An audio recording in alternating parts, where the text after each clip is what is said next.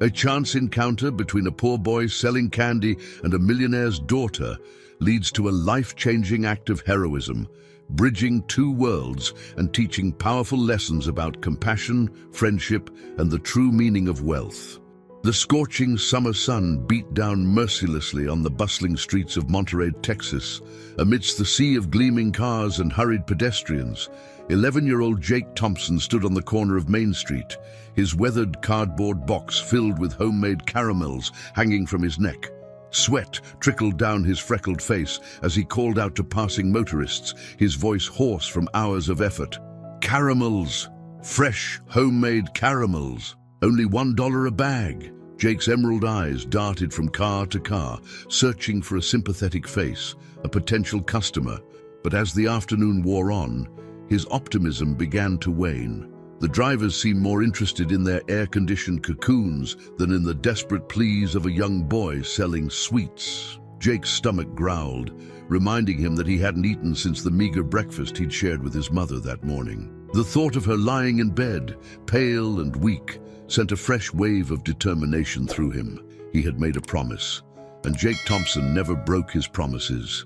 3 days ago, as his mother, Sarah, lay shivering despite the summer heat, Jake had taken her hand and looked into her tired blue eyes.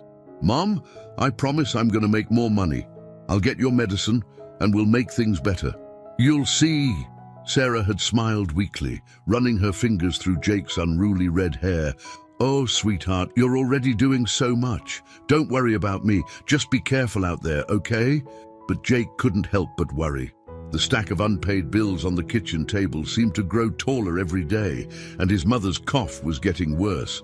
He knew the medicine she needed was expensive, far more than they could afford on her meager disability checks and his caramel sales. As the sun began its descent, casting long shadows across the avenue, Jake's shoulders slumped. He'd only sold 3 bags of caramels today, barely enough to cover the cost of ingredients. How was he going to face his mother with such a pitiful amount? Just as he was considering calling it a day, a sleek black limousine pulled up to the curb. Jake's heart leaped with hope.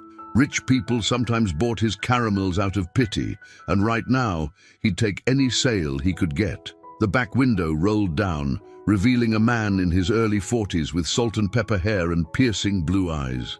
This was Mr. Jonathan Smith, though Jake didn't know it yet. Mr. Smith was a self-made millionaire, the owner of Smith Technologies, and one of the wealthiest men in Monterey. "Young man," Mr. Smith called out, his voice carrying the authoritative tone of someone used to being obeyed.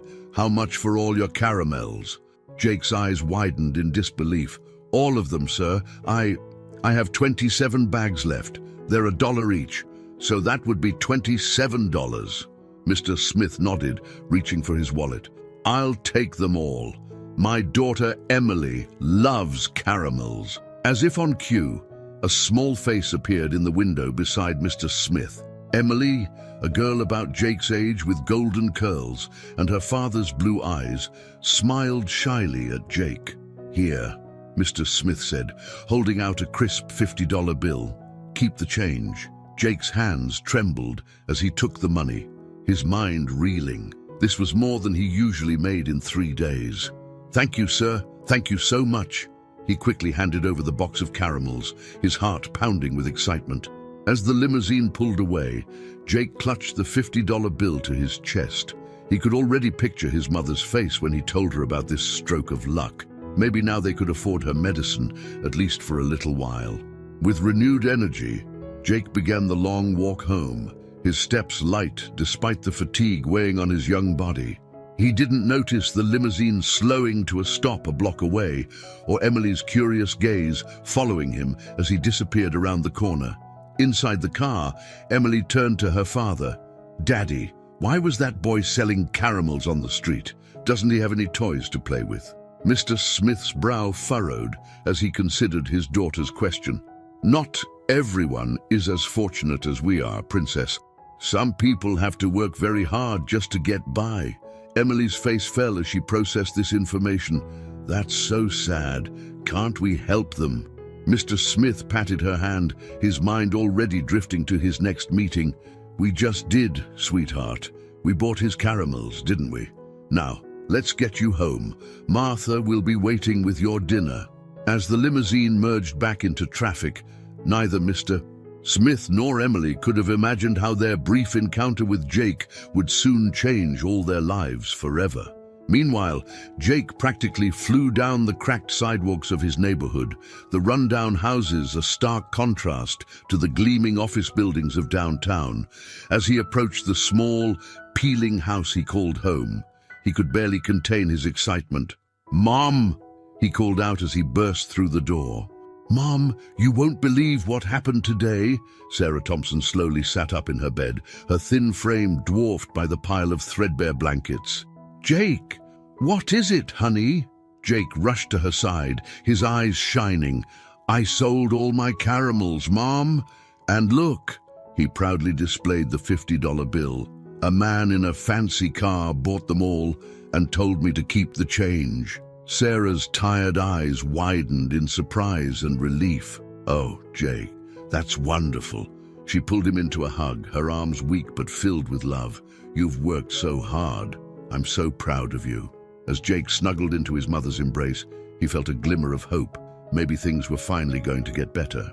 Little did he know that this was just the beginning of a journey that would transform not only his life, but the lives of everyone he was about to meet. Outside, the sun dipped below the horizon, painting the sky in hues of orange and pink.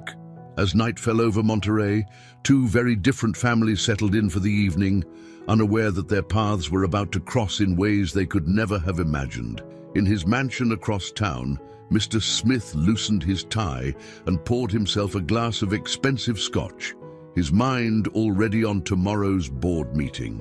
And in her pink canopy bed, Emily clutched her new caramels, her thoughts lingering on the boy with the kind eyes and freckled face. The stage was set, the players were in place, and fate was about to deal a hand that would change everything. The following morning dawned bright and clear over Monterey. In the affluent Hillcrest neighborhood, sunlight streamed through the expansive windows of the Smith mansion, casting a warm glow over the marble floors and designer furnishings. Emily Smith stirred in her four-poster bed, her golden curls splayed across the silk pillowcase. As she blinked away the last vestiges of sleep, her eyes fell upon the small bag of caramels on her nightstand. Memories of the freckle-faced boy from yesterday flooded her mind, and a mixture of curiosity and concern tugged at her heart. Padding across her plush carpet, Emily made her way to her walk-in closet, selecting a pale blue sundress for the day. As she dressed, her thoughts kept returning to the boy. Why did he have to sell candy? Didn't he have nice things like she did? Downstairs, Jonathan Smith sat at the grand dining table, his attention divided between the financial reports spread before him and the gourmet breakfast prepared by their live-in chef. The smell of freshly brewed coffee and warm croissants filled the air, a stark contrast to the scene unfolding across town. In the modest Thompson household, Jake awoke to the sound of his mother's coughing. Worry immediately creased his young brow as he hurried to her bedside. "Mom, are you okay?" he asked, his voice thick with concern. Sarah Thompson managed a weak smile, her face pale and drawn. "I'm fine, sweetheart. Just a little tired this morning." Jake knew better. The coughing fits were getting worse, and the medicine they had wasn't helping much anymore. He glanced at the $50 bill sitting on the rickety dresser, a plan forming in his mind. "Mom, I'm going to run to the pharmacy and get your medicine," he announced, his chin set with determination. Sarah's eyes widened in protest. "Jake, no, we need that money for food and bills. I'll be fine, really." But Jake was already pulling on his worn sneakers. "You need the medicine, Mom. I'll figure out the rest later, I promise." Before Sarah could argue further, Jake had grabbed the money and was out the door. The morning air was already thick with humidity as he jogged down the cracked sidewalk, dodging potholes and litter. The contrast between Jake's world and Emily's couldn't have been more pronounced. While Emily was choosing between designer outfits, Jake wore the same faded t-shirt and patched jeans he'd worn all week. As the Smith family sat down to a gourmet breakfast, Jake's stomach growled, reminding him that their pantry was nearly empty. At the pharmacy, Jake approached the counter with trepidation. The pharmacist, a kind-faced woman named Mrs. Rodriguez, greeted him with a sad smile. She knew the Thompsons' situation all too well.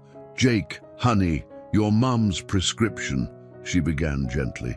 "I have the money this time, Mrs. Rodriguez," Jake interrupted, proudly holding up the $50 bill. Mrs. Rodriguez's eyes widened in surprise. "Well, that's wonderful, Jake, but I'm afraid the price has gone up. It's $65 now." Jake's face fell, his hope crumbling. But I need it for my mom. She's getting worse." Mrs. Rodriguez's heart ached for the young boy. After a moment's hesitation, she leaned in and whispered, "Tell you what, Jake, I'll cover the difference this time, but it'll have to be our little secret, okay?" Tears of gratitude welled up in Jake's eyes as he nodded vigorously. "Thank you, Mrs. Rodriguez. Thank you so much." As Jake left the pharmacy, clutching the precious medicine, he felt a mix of relief and renewed determination. He needed to find a way to make more money, and fast. Meanwhile, across town, Emily was tugging on her father's sleeve as he prepared to leave for work. "Daddy, can we go to the park today? Please," she pleaded, her blue eyes wide and hopeful. Jonathan Smith checked his watch, frowning slightly. "I'm sorry, Princess. I have important meetings all day. Maybe this weekend, okay?" Emily's face fell, disappointment evident in her slumped shoulders. Mr. Smith, noticing her reaction, felt a twinge of guilt. He knelt down to her level, placing a hand on her shoulder. "Tell you what, why don't you ask Martha to take you?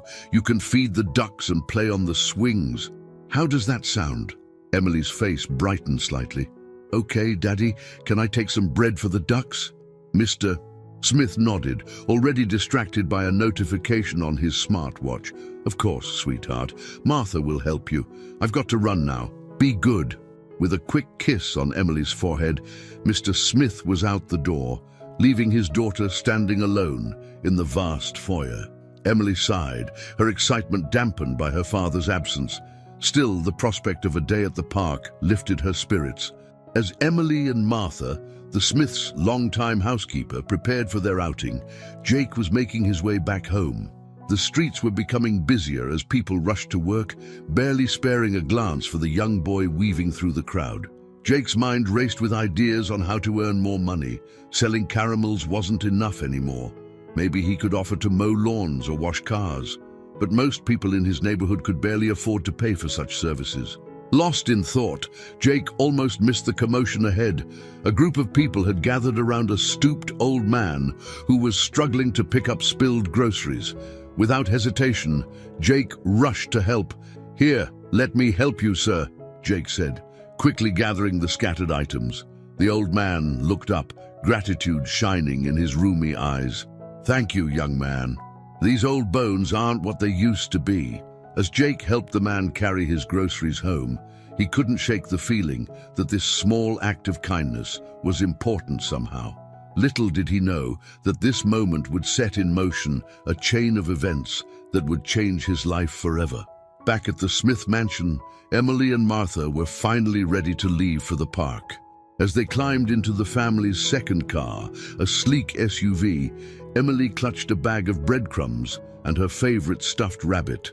"Martha," Emily asked as they pulled out of the driveway, "do you think we'll see that boy from yesterday? The one selling caramels?" Martha glanced at Emily in the rearview mirror, surprised by the question. "I'm not sure, dear. That was in a different part of town." "Why do you ask?" Emily shrugged, her small face thoughtful. "I just wondered if he's okay. He looked kind of sad." Martha's heart softened at Emily's concern. "That's very thoughtful of you, Emily, but I'm sure he's fine. Some people just have to work a bit harder than others." As the SUV made its way towards the park, neither Emily nor Martha could have guessed that their path would soon intersect with Jake's in a way that would transform all their lives. The stage was set for an encounter that would bridge two vastly different worlds. Jake, armed with determination and a heart full of hope, and Emily, sheltered but curious about the world beyond her privileged bubble, were about to cross paths in a moment that would spark a chain reaction of events, testing the boundaries of friendship, compassion, and the true meaning of wealth. The morning sun climbed higher in the sky, its rays touching both the manicured lawns of Hillcrest and the cracked sidewalks of Jake's neighborhood. In this tale of two cities within one, destiny was about to play its hand, bringing together lives that seemed worlds apart, yet were more connected than anyone could have imagined. As the clock struck 10, Jake found himself once again on the bustling streets of downtown Monterey. The medicine safely delivered to his mother, he now faced the daunting task of replenishing their depleted funds. His cardboard box, freshly stocked with caramels made from the last of their sugar and butter, hung heavy around his neck. The morning crowd surged around him, a river of suits and briefcases flowing towards gleaming office buildings. Jake's voice, still hoarse from yesterday's efforts, barely carried over the din of traffic and hurried conversations. Caramels, homemade caramels, only $1 a bag.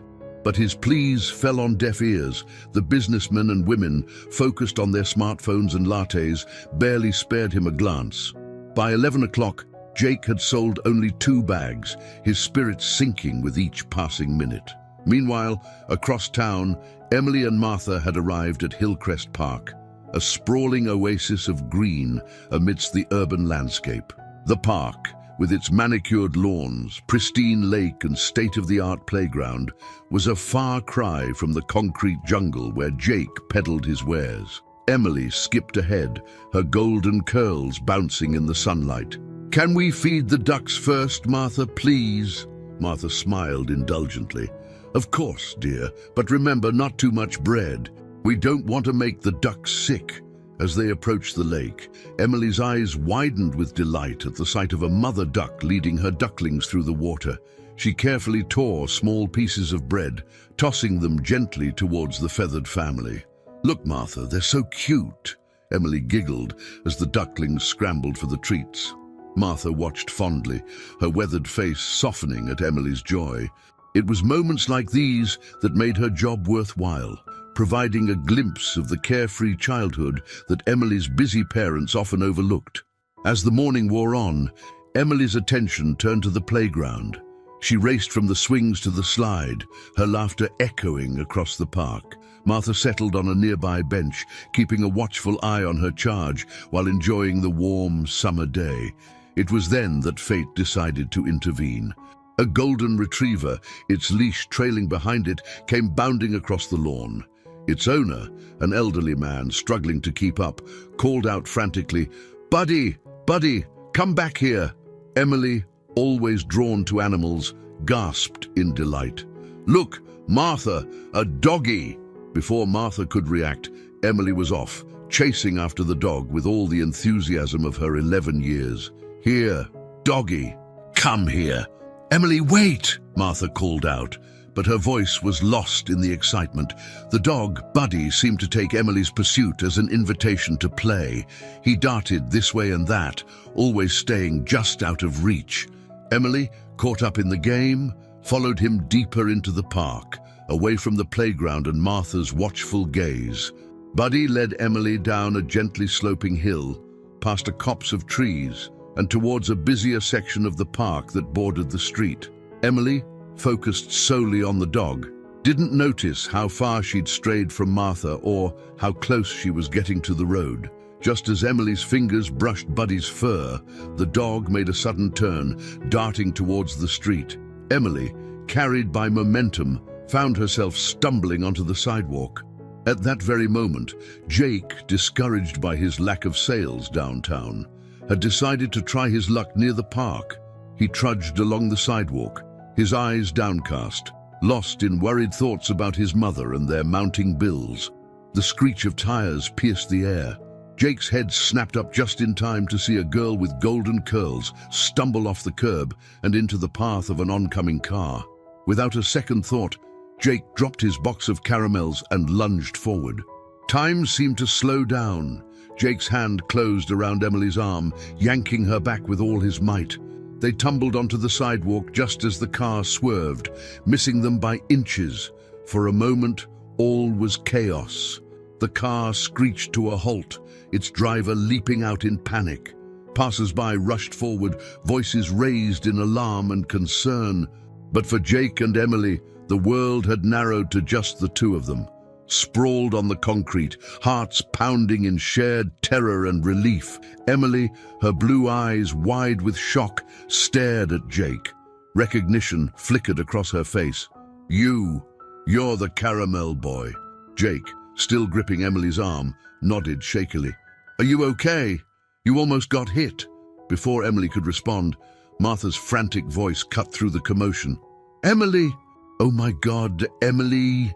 The housekeeper pushed through the gathering crowd, her face pale with fear.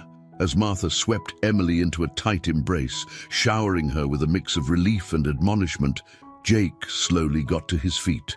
His heart was still racing, adrenaline coursing through his veins. He barely registered the pain in his scraped palms, or the fact that his caramels lay scattered across the sidewalk. The driver of the car, a middle-aged woman visibly shaken by the near miss, approached the group. "Is everyone all right? I didn't see her until the last second. I'm so sorry." Martha, still clutching Emily, nodded tersely. "We're fine, thanks to this young man." She turned to Jake, gratitude shining in her eyes. "Thank you, dear. You saved her life." Jake shuffled his feet, uncomfortable with the attention. "And I just did what anyone would do." Emily, finally finding her voice, looked up at Jake with a mixture of awe and curiosity. "You're so brave. What's your name?" "Jake," he replied, offering a small smile. "Jake Thompson." As the initial shock began to wear off, the gravity of what had just happened started to sink in. Martha, her arms still protectively around Emily, turned to Jake with a serious expression. "Jake, we need to contact your parents. And Mr. Smith needs to know about this. Emily's father," she added, noticing Jake's confused look. Jake's stomach twisted at the mention of parents. How could he explain his situation to these people who clearly came from a different world? But before he could formulate a response, a sleek black car pulled up to the curb, and a man in an expensive suit emerged, his face a mask of concern. "Emily, what happened?" "I got a call from security about an incident in the park." Jonathan Smith rushed forward, his eyes scanning his daughter for any sign of injury. Emily broke free from Martha's embrace and ran to her father. "Daddy, I'm okay. Jake saved me." Mr. Smith looked up, his gaze landing on Jake. For a moment, recognition flickered in his eyes. "You're the boy from yesterday, the one selling caramels." Jake nodded, suddenly very aware of his worn clothes and scuffed shoes. "Yes, sir." As Mr. Smith listened to Martha's breathless account of what had transpired, his expression shifted from concern to amazement. He turned to Jake, his voice thick with emotion. "Young man, I don't know how to thank you. You saved my daughter's life." Jake, overwhelmed by the intensity of Mr. Smith's gratitude, shrugged awkwardly. "I just did what was right, sir." Mr. Smith shook his head, a determined look in his eyes. "No, this calls for more than just thanks. Please, let me give you a reward. Name anything you want." Jake's mind raced. Here was an opportunity to ask for money, to solve all his problems in one fell swoop. But as he opened his mouth, he found himself saying something entirely unexpected. "Sir, if it's not too much trouble, could you come meet my mom? She's sick, and I think she could use some hope right now." Mr. Smith blinked, clearly taken aback by the unusual request. He glanced at Emily, who was nodding enthusiastically, then back at Jake. After a moment's hesitation, he nodded. "Of course. Lead the way, Jake." As they prepared to leave, Jake caught sight of his scattered caramels. With a pang of regret, he realized he'd have to start all over again tomorrow. But as Emily slipped her small hand into his, smiling up at him with newfound admiration, Jake felt a glimmer of hope. Little did any of them know that this chance encounter was about to set in motion a chain of events that would change all their lives forever. As Mr. Smith's car pulled away from the curb, with Jake giving directions from the back seat, the wheels of fate had begun to turn, bringing together two worlds that had seemed impossibly far apart just hours before. The sleek black car wound its way through the streets of Monterey, the landscape gradually shifting from manicured lawns and towering office buildings to weathered houses and cracked sidewalks. Inside, an unusual group sat in tense silence. Mr. Jonathan Smith at the wheel, his daughter Emily bouncing with excitement in the back seat, and Jake fidgeting nervously beside her. As they turned onto Jake's street, Mr. Smith couldn't hide his shock at the stark contrast to his own neighborhood. Houses with peeling paint and sagging porches lined the pothole-riddled road. Children played in overgrown yards, their laughter a stark counterpoint to the general air of neglect. "It's just up ahead, sir," Jake said softly, pointing to a small, faded blue house, the one with the broken fence.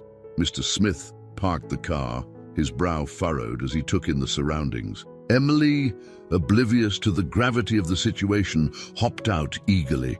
"Come on, Daddy, I want to meet Jake's mom."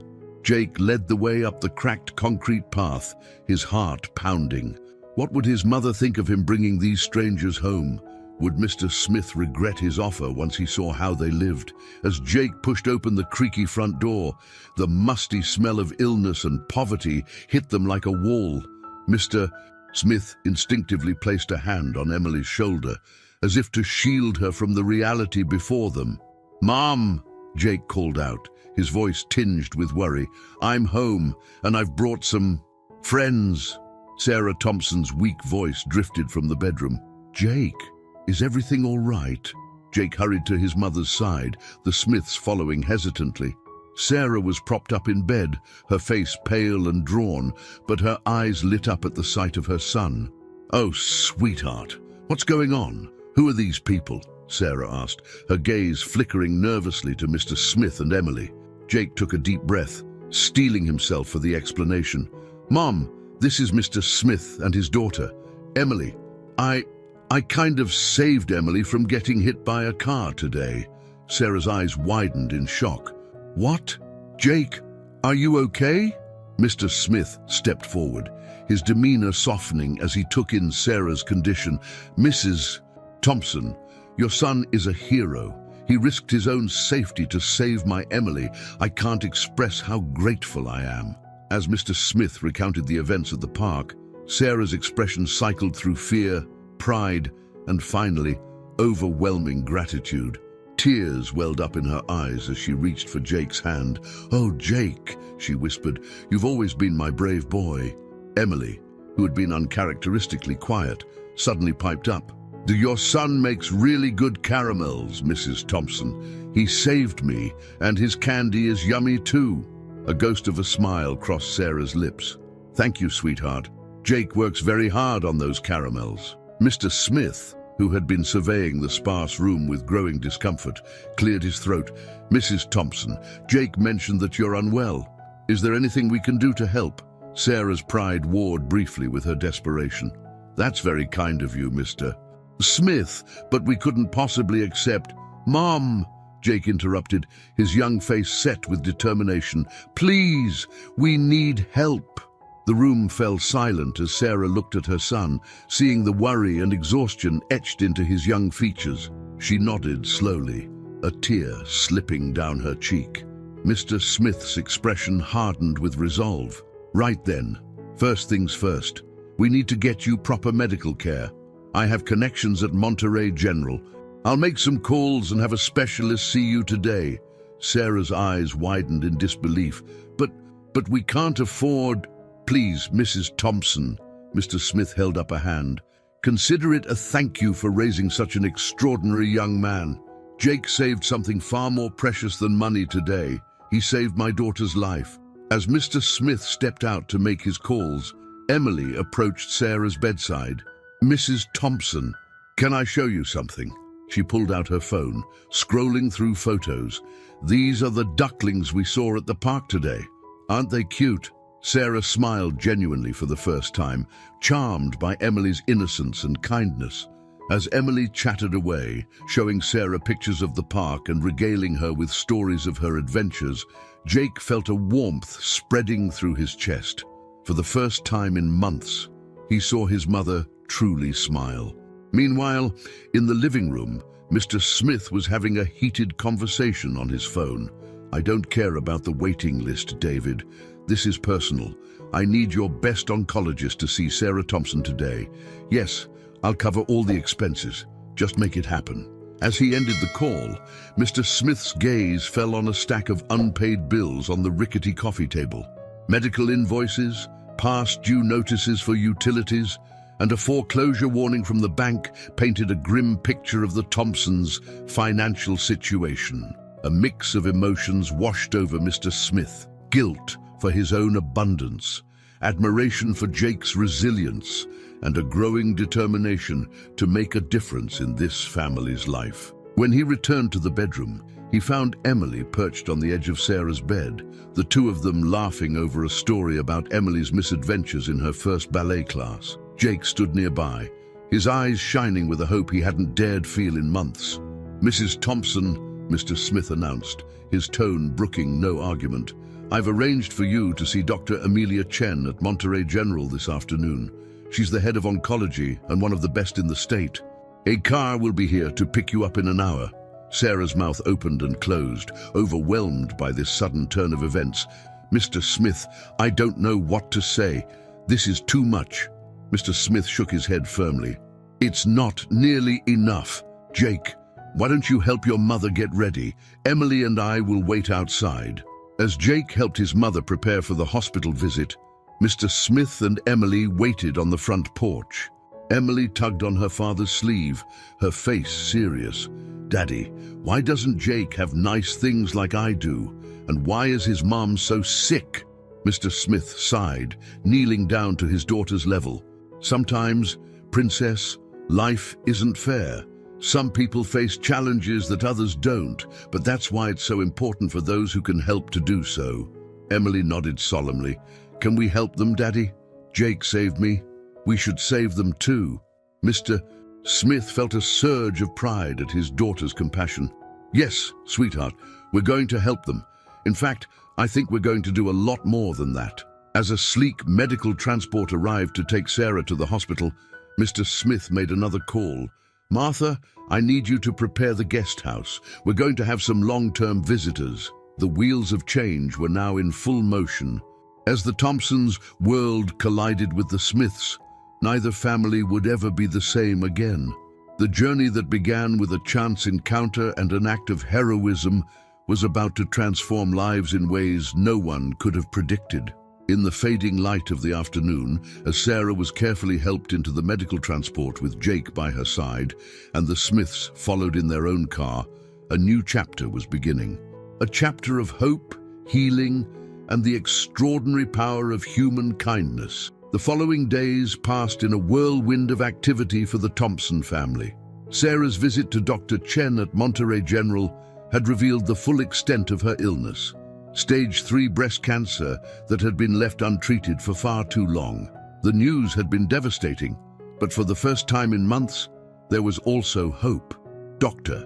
Chen had immediately started Sarah on an aggressive treatment plan, combining chemotherapy with targeted therapies. The cost of such treatment would have been astronomical for the Thompsons, but Mr. Smith had made it clear that money was no object. He had not only covered all medical expenses, but had also insisted that Sarah and Jake move into the guest house on his estate to ensure Sarah received the best possible care. It was a week after the fateful day at the park, and Jake found himself standing in the middle of a room larger than his entire old house. The guest house, as the Smiths called it, was a spacious 2-bedroom cottage nestled in a corner of their vast estate. Jake ran his hand along the smooth, freshly painted walls, still unable to believe this was real. "Jake," his mother's voice called from the adjoining room. "Can you help me with these pills, sweetheart?" Jake hurried to Sarah's side. She was seated in a plush armchair, looking out over the meticulously landscaped garden.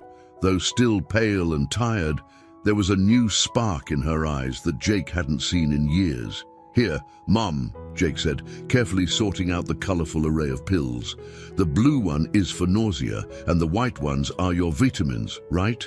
Sarah smiled, ruffling Jake's hair affectionately. "And that's right, my little nurse. What would I do without you?" As Sarah took her medication, a soft knock came at the door. Emily poked her head in, her golden curls bouncing with excitement. "Can I come in? I brought cookies." Jake grinned, waving her in. "You baked cookies?" Emily giggled, setting down a plate of slightly misshapen but delicious-smelling chocolate chip cookies. "Well, Martha helped. A lot. But I stirred the batter," Sarah chuckled, the sound warming Jake's heart. "That's very sweet of you, Emily. Thank you." As the children munched on cookies, Mr. Smith appeared in the doorway, his usual crisp suit replaced by more casual weekend wear. "How are we all doing in here? Sarah, are you comfortable? Do you need anything?" Sarah shook her head, a look of gratitude on her face. "We're fine, Jonathan, more than fine. I don't know how we can ever repay you for all of this." Mr. Smith waved away her words. "Please, Sarah, you owe us nothing. If anything, we're the ones in your debt. Your son saved my Emily." Jake blushed at the praise, focusing intently on his cookie. Emily, however, beamed with pride. "Jake's my hero, and now he's my best friend too." The adults exchanged amused glances at Emily's declaration. Mr. Smith cleared his throat, his expression turning more serious. "Jake, could I have a word with you outside?" Nervous but curious, Jake followed Mr. Smith out onto the patio. The summer sun was setting, casting a golden glow over the manicured lawns and flower beds. "Jake," Mr. Smith began, his tone gentle, "I wanted to talk to you about school. I know you've missed a lot due to your mother's illness and your need to sell caramels." Jake's stomach clenched.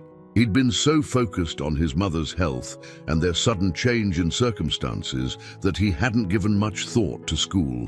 Mr. Smith continued, "I've spoken with the principal at Hillcrest Academy, where Emily attends.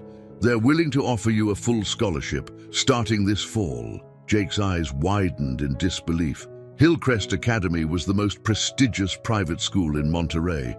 Kids like him didn't go to schools like that.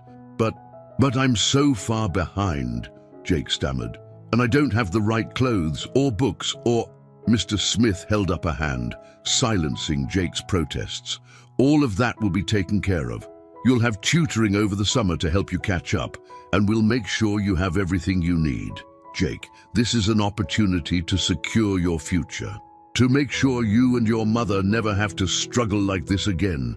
Tears welled up in Jake's eyes, a mix of gratitude and overwhelm. "Why are you doing all this for us, Mr. Smith?" Mr. Smith's expression softened, and he placed a hand on Jake's shoulder. "Because, Jake, you showed me something I'd forgotten, the true value of kindness and courage. You risked your life for my daughter without a second thought, expecting nothing in return. You've been caring for your mother and trying to make ends meet when most kids your age are worried about video games and homework. You deserve this chance, Jake, and I believe you'll make the most of it." Jake nodded, unable to speak past the lump in his throat. Mr. Smith squeezed his shoulder gently. "Now why don't you go tell your mother the good news, and then maybe you and Emily can help Martha make dinner. I hear you're quite the cook with those caramels of yours." As Jake turned to go back inside, Mr. Smith called out one more thing. "Oh, and Jake, I hope you'll still make those caramels sometimes. They really are delicious." Jake grinned, feeling for the first time that maybe, just maybe, everything was going to be okay. As he walked back into the guest house, he heard Emily's laughter mingling with his mother's, and his heart swelled with hope.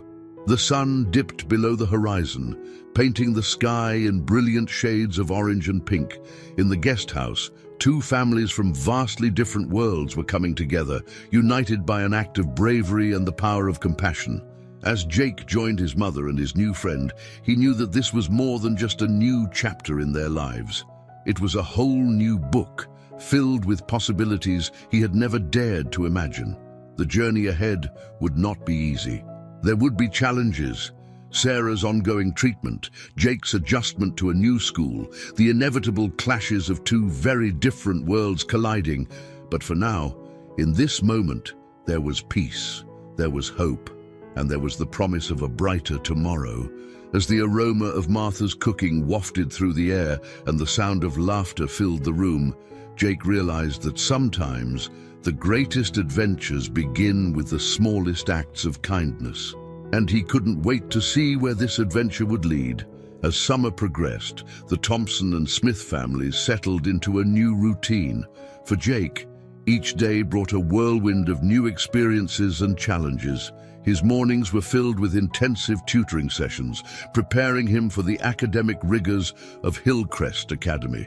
Afternoons were split between spending time with his mother and exploring the vast Smith estate with Emily.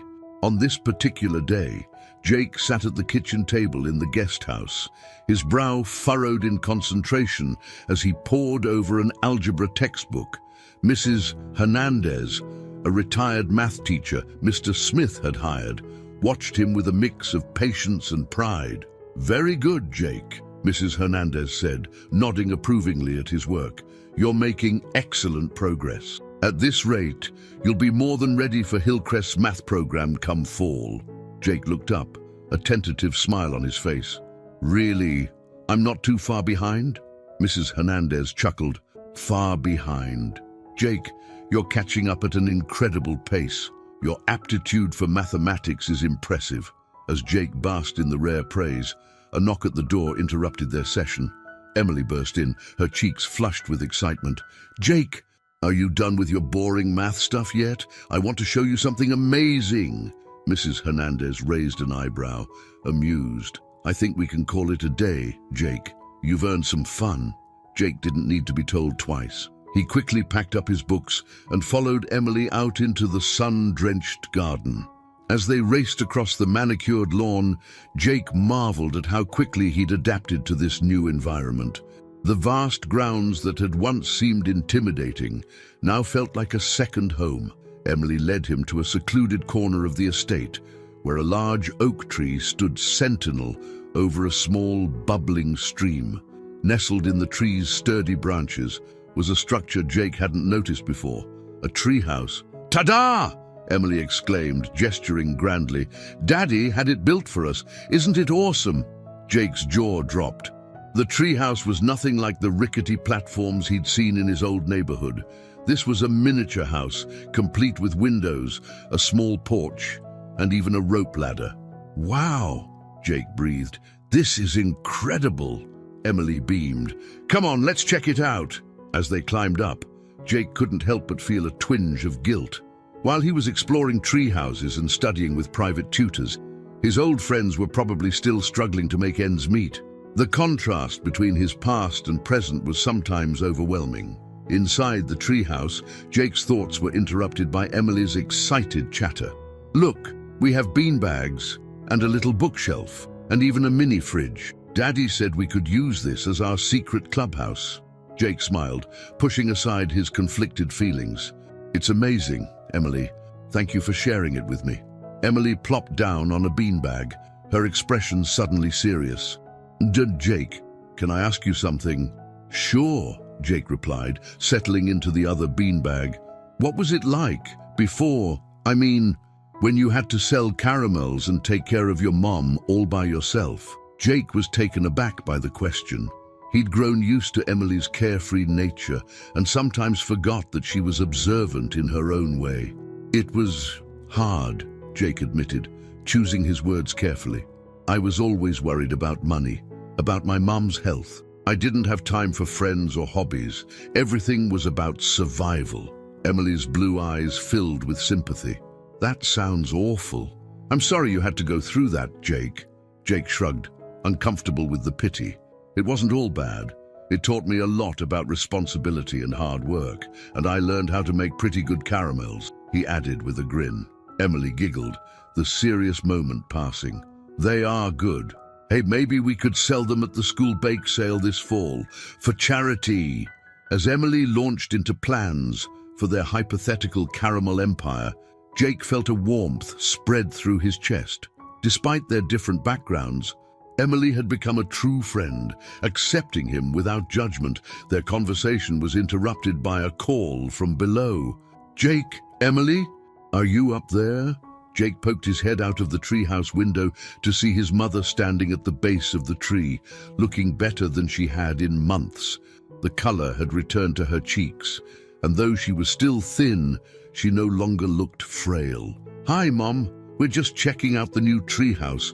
Do you want to come up?" Sarah laughed, shaking her head. "I think I'll leave the climbing to you young ones, but I wanted to let you know that lunch is ready. Mr. Smith is joining us, and he has some news." Jake and Emily exchanged curious glances before scrambling down the rope ladder. As they walked back to the guest house with Sarah, Jake couldn't help but notice how much stronger his mother seemed. The treatments were grueling, but they seemed to be working. In the guest house kitchen, they found Mr. Smith chatting with Martha as she put the finishing touches on a colorful salad.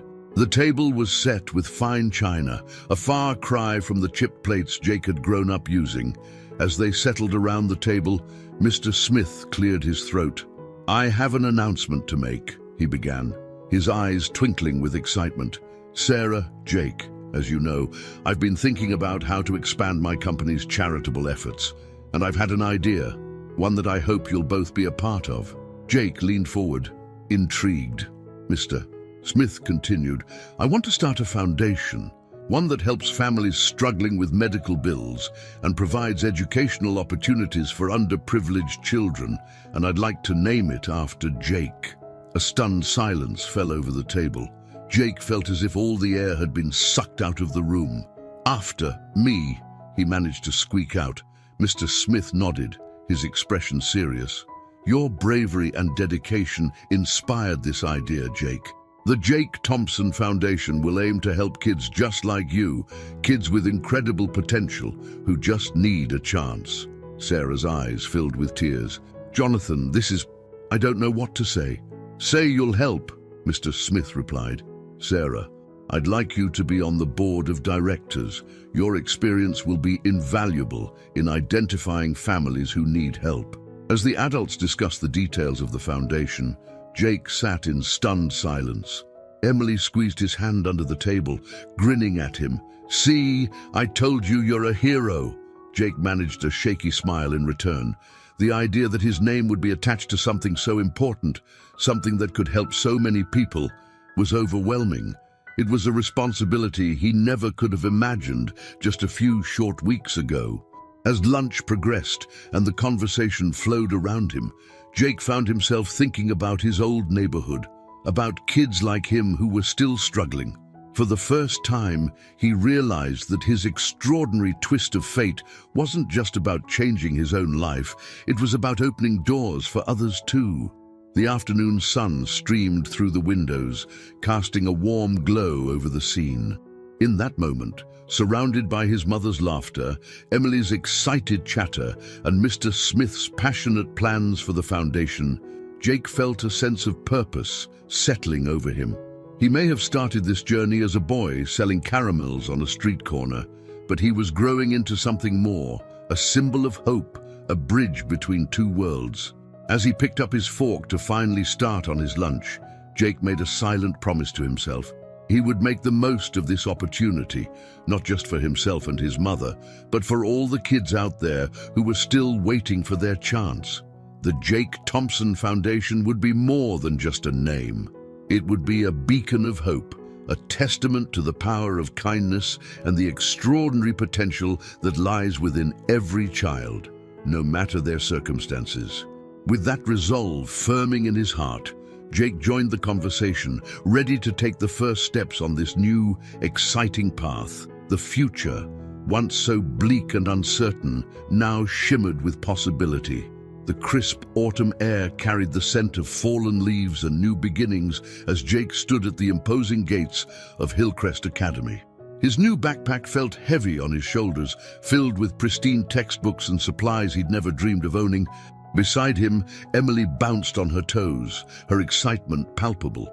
"Come on, Jake, I can't wait to show you everything." She tugged on his arm, pulling him through the gates. Jake followed, his stomach a knot of nerves and anticipation. The summer had flown by in a whirlwind of tutoring sessions, doctor's appointments for his mom, and planning meetings for the newly formed Jake Thompson Foundation. Now, standing on the manicured lawn of Hillcrest Academy, the reality of his new life hit him full force. As they walked through the halls, Jake couldn't help but feel out of place.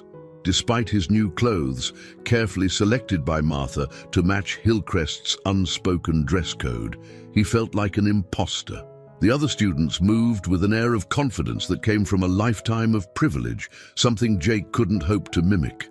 "This is our homeroom," Emily announced, pulling Jake into a classroom. The teacher, a kind-faced woman in her 40s, looked up from her desk. "Ah, you must be Jake Thompson," she said warmly. "I'm Mrs. Larson. We're so pleased to have you join us this year." Jake managed a shy smile. "Thank you, ma'am." As more students filed in, Jake felt the weight of their curious stares. He heard whispers, catching fragments of conversations. "That's him, the scholarship kid. I heard he saved Emily Smith's life. My dad says his mom is really sick." Jake hunched his shoulders, wishing he could disappear. Emily, oblivious to his discomfort, chattered away, introducing him to her friends. The morning passed in a blur of new faces, complex schedules, and information overload. By lunchtime, Jake's head was spinning. He followed Emily to the cafeteria, marveling at the array of food options, nothing like the simple sandwiches he used to bring from home. As they sat at a table with Emily's friends, Jake couldn't help but notice the stark differences between his old life and this new one. The casual way these kids talked about summer vacations in Europe or their latest gadgets made him acutely aware of the gulf between their experiences and his own. "So, Jake," a boy named Tyler asked, his tone slightly condescending, "is it true you used to sell candy on the street?" Jake felt his cheeks burn. "Caramels," he mumbled. "I made them myself." "Oh, how quaint." A girl named Brittany giggled, like a little street urchin. Emily's eyes flashed with anger. "Jake's caramels are amazing," she defended. "And he's really smart too. He got all caught up over the summer." Jake appreciated Emily's support, but her words only seemed to make things worse. He could see the other kids eyeing him with a mix of curiosity and pity that made his skin crawl. The afternoon classes were a welcome distraction from the social minefield of lunch. Jake threw himself into his studies, determined to prove that he belonged at Hillcrest academically, even if he felt out of place socially. As the final bell rang, Jake felt a mix of relief and exhaustion. He waited for Emily by the front gates, as Mr. Smith had arranged for them to be picked up together. "How was your first day?" Emily asked brightly as they climbed into the car. Jake forced a smile. "It was interesting. The classes are really challenging." Emily beamed. "You'll do great, I know it. And everyone will love you once they get to know you." Jake nodded, not having the heart to burst her bubble.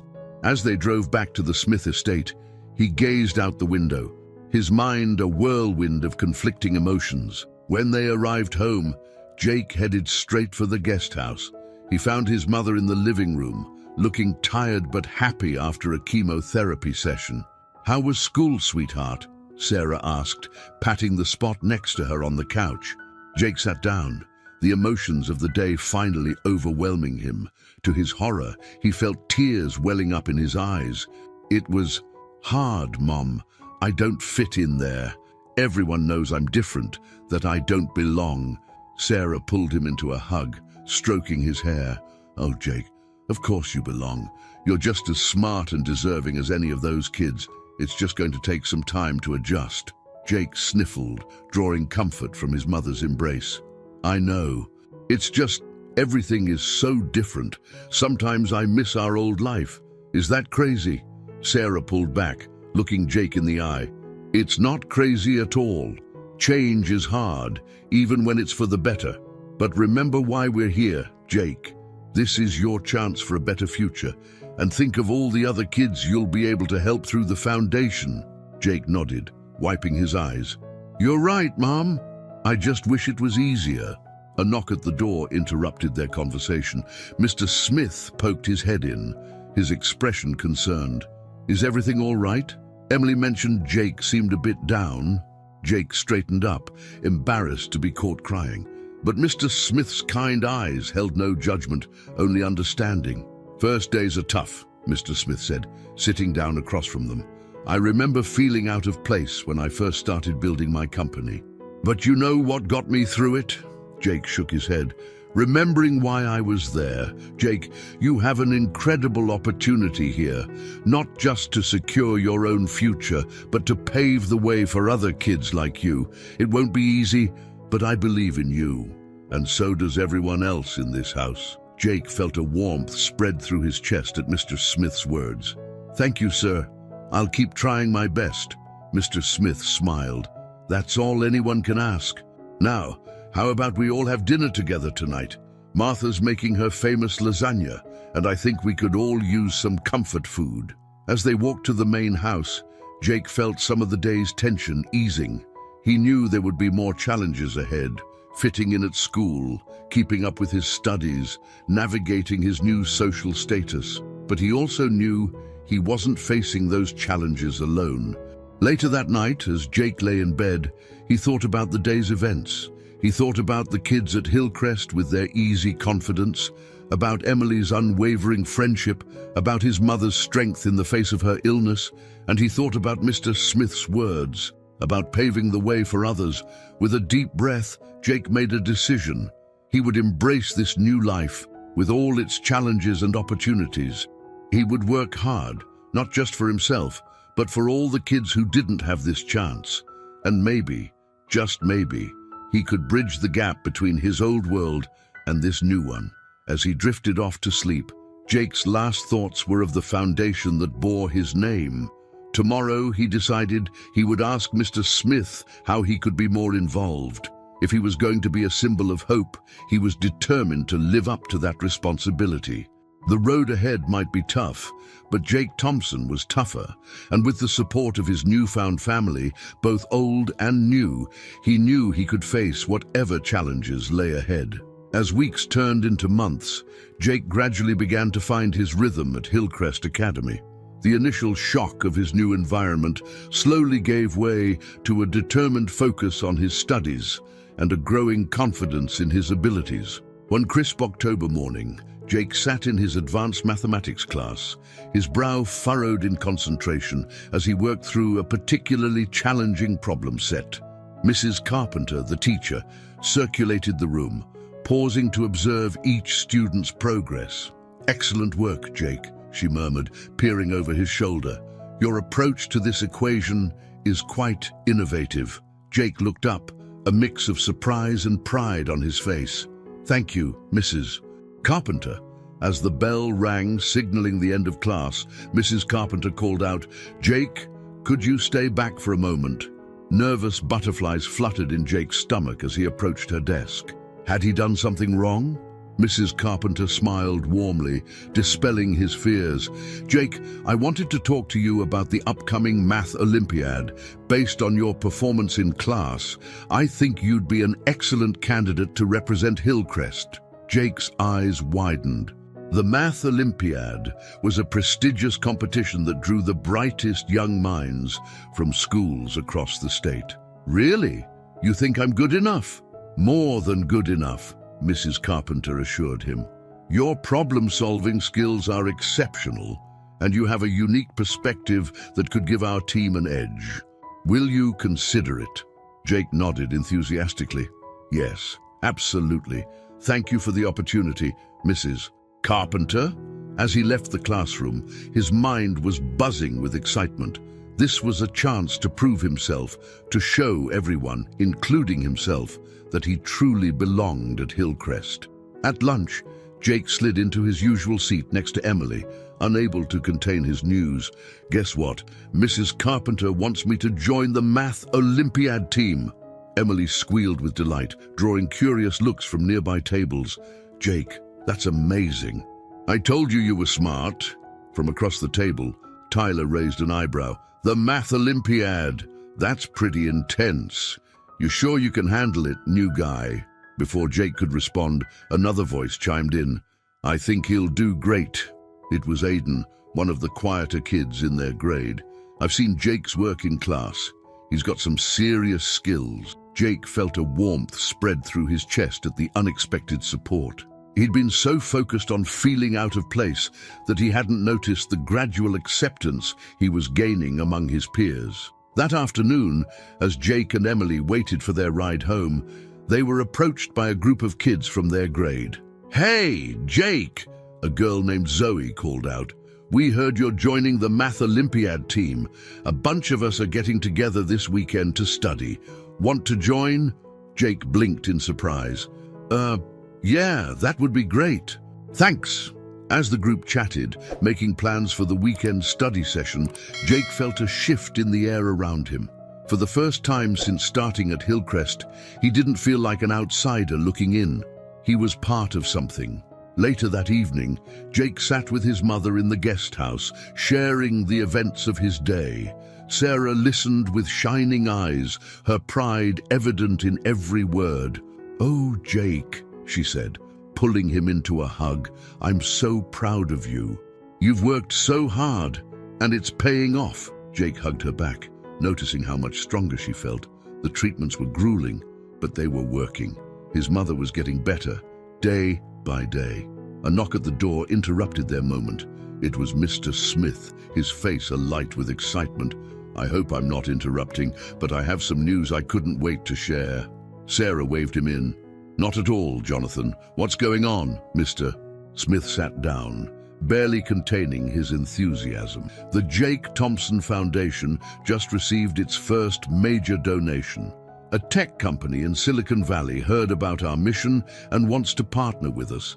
They're offering to fund scholarships for 50 underprivileged students to attend top schools across the country. Jake's jaw dropped. 50 students. That's incredible. Mr. Smith nodded, his eyes twinkling. "It is, and that's not all. They want you, Jake, to be involved in the selection process. They think your personal experience would be invaluable in identifying deserving candidates." Jake felt overwhelmed. The idea that he could help change the lives of 50 kids, just like his life had been changed, was almost too much to comprehend. Sarah squeezed Jake's hand. "What do you think, sweetheart?" "It's a big responsibility." Jake took a deep breath, thinking about his struggles and triumphs over the past months. He thought about the kids in his old neighborhood, about the doors that had opened for him. Finally, he nodded. "I want to do it. I want to help." Mr. Smith beamed. "Excellent. We'll start the process after the holidays. And Jake, I think this experience will be just as valuable for you as it will be for the foundation. You have a unique perspective that can make a real difference." As Mr. Smith left to share the news with Emily and Martha, Jake sat back, his mind reeling. In just a few short months, his world had expanded in ways he never could have imagined. He was excelling in school, making friends, and now he had the opportunity to help other kids like him. That night, as Jake lay in bed, he reflected on his journey. The challenges were far from over. He still had moments of self-doubt, still felt the weight of his responsibilities, but he also felt a growing sense of purpose. He thought about the upcoming Math Olympiad, about the study session with his classmates, about the 50 students whose lives he might help change. For the first time since that fateful day in the park, Jake felt truly at home in his new life. As he drifted off to sleep, Jake's last thoughts were of the future, not just his own, but the futures of all the kids he might be able to help. He fell asleep with a smile on his face, ready to face whatever challenges tomorrow might bring. The boy who once sold caramels on a street corner was growing into a young man with the power to change lives, and Jake Thompson was determined to make the most of every opportunity that came his way. The weeks leading up to the Math Olympiad flew by in a blur of intense study sessions, practice problems, and team meetings. Jake threw himself into preparation with a fervor that surprised even his teammates. The dining room of the guest house had been transformed into a makeshift study hall, with whiteboards covered in complex equations and stacks of math textbooks teetering on every available surface. On a chilly Saturday morning, just 2 weeks before the competition, Jake sat cross-legged on the floor, surrounded by his teammates. Aiden, Zoe, and Marcus had become regular fixtures at the Smith estate, drawn not just by Jake's mathematical prowess, but by the warm atmosphere of the guest house. "Okay, let's try this one," Jake said, scribbling a problem on the whiteboard. It's a tricky geometry question from last year's Olympiad." As his friends bent their heads over their notebooks, Jake caught sight of his mother watching from the doorway. Sarah's eyes shone with pride, and Jake felt a warmth spread through his chest. Her health had been steadily improving, and seeing her up and about, engaging with Jake's new friends, was a constant source of joy. "Hey, Mrs. Thompson," Zoe called out, noticing Sarah. "Want to join us? We could use an extra brain." Sarah laughed, shaking her head. "I think I'll leave the advanced math to you brilliant kids. But how about I make some snacks for you all?" A chorus of enthusiastic agreement met her offer, and soon the smell of freshly baked cookies filled the air. As the team worked through problem after problem, pausing occasionally for cookie breaks and lively discussions, Jake marveled at how natural it all felt. These kids, who had once seemed so different from him, were now his close friends. Just as they were tackling a particularly challenging calculus problem, Emily burst into the room, her face flushed with excitement. "Jake, guys, you have to come see this." Curious, the team followed Emily to the main house. In the living room, they found Mr. Smith standing in front of a large screen, his expression a mix of pride and excitement. Perfect timing, Mr. Smith said as they filed in. "I wanted you all to see this. It's the first official video for the Jake Thompson Foundation." Jake's heart skipped a beat as Mr. Smith pressed play. On the screen, images of smiling children from diverse backgrounds flashed by, interspersed with shots of schools and libraries. A voiceover, warm and inspiring, spoke about the power of education to change lives. And then, to Jake's surprise, he saw himself on the screen. It was footage from an interview he'd given a few weeks ago, talking about his own journey and his hopes for the foundation. "Every kid deserves a chance to reach their full potential," on-screen Jake was saying, whether that's through advanced math classes or art programs or vocational training. The Jake Thompson Foundation is about opening doors and showing kids that their dreams are valid no matter where they come from. As the video ended, the room erupted in applause. Jake felt a lump in his throat, overwhelmed by the magnitude of what was happening. "This video will be released next week," Mr. Smith explained. "It's part of our campaign to raise awareness and attract more donors. Jake, your story is inspiring people. You're making a real difference." Jake's teammates crowded around him, offering congratulations and words of admiration. Even Sarah, who had slipped into the room during the video, had tears in her eyes. "I'm so proud of you, sweetheart," she whispered, pulling him into a hug. As the excitement died down and his friends returned to their math problems, Jake found himself standing alone with Mr. Smith. "Sir," Jake began, his voice thick with emotion, "I don't know how to thank you for everything you've done for us, for me and my mum, for the foundation." Mr. Smith placed a hand on Jake's shoulder, his expression serious. "Jake, you don't need to thank me. What you're doing, the example you're setting, that's worth more than anything I could give. You're not just excelling in school. You're using your experience to lift others up. That's something truly special." Jake nodded, fighting back tears. "I just want to make sure I'm doing enough, that I'm living up to everyone's expectations." Mr. Smith's expression softened. "Jake, you're doing more than enough. But remember, you're still a kid. It's okay to focus on your own goals too, like this math Olympiad. That's something for you, and it's just as important as the work you're doing for the foundation." As Jake rejoined his friends, Mr. Smith's words echoed in his mind. He looked around at Aiden, Zoe and Marcus, heads bent over their math problems, at Emily curled up on the couch with a book, at his mother chatting happily with Martha in the kitchen. This was his life now, a perfect balance of personal achievement and giving back. The next 2 weeks passed in a flurry of final preparations. Before Jake knew it, he was standing with his team at the entrance to the convention center where the Math Olympiad was being held. Hundreds of students from schools across the state milled about, a palpable energy of excitement and nervousness in the air. "You've got this, Jake," Aiden said, bumping his shoulder. Jake took a deep breath, centering himself.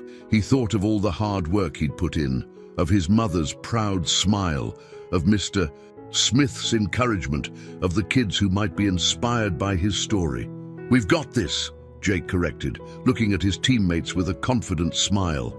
Together. As they entered the competition hall, Jake felt a surge of determination. Win or lose, he knew he belonged here. And as he sat down to face the first round of problems, Jake Thompson, once a boy selling caramels on a street corner, now a scholarship student and the face of a foundation changing lives, picked up his pencil with steady hands, ready to show the world what he could do. The Math Olympiad was more than just a competition for Jake. It was a testament to how far he'd come and a promise of how far he could go.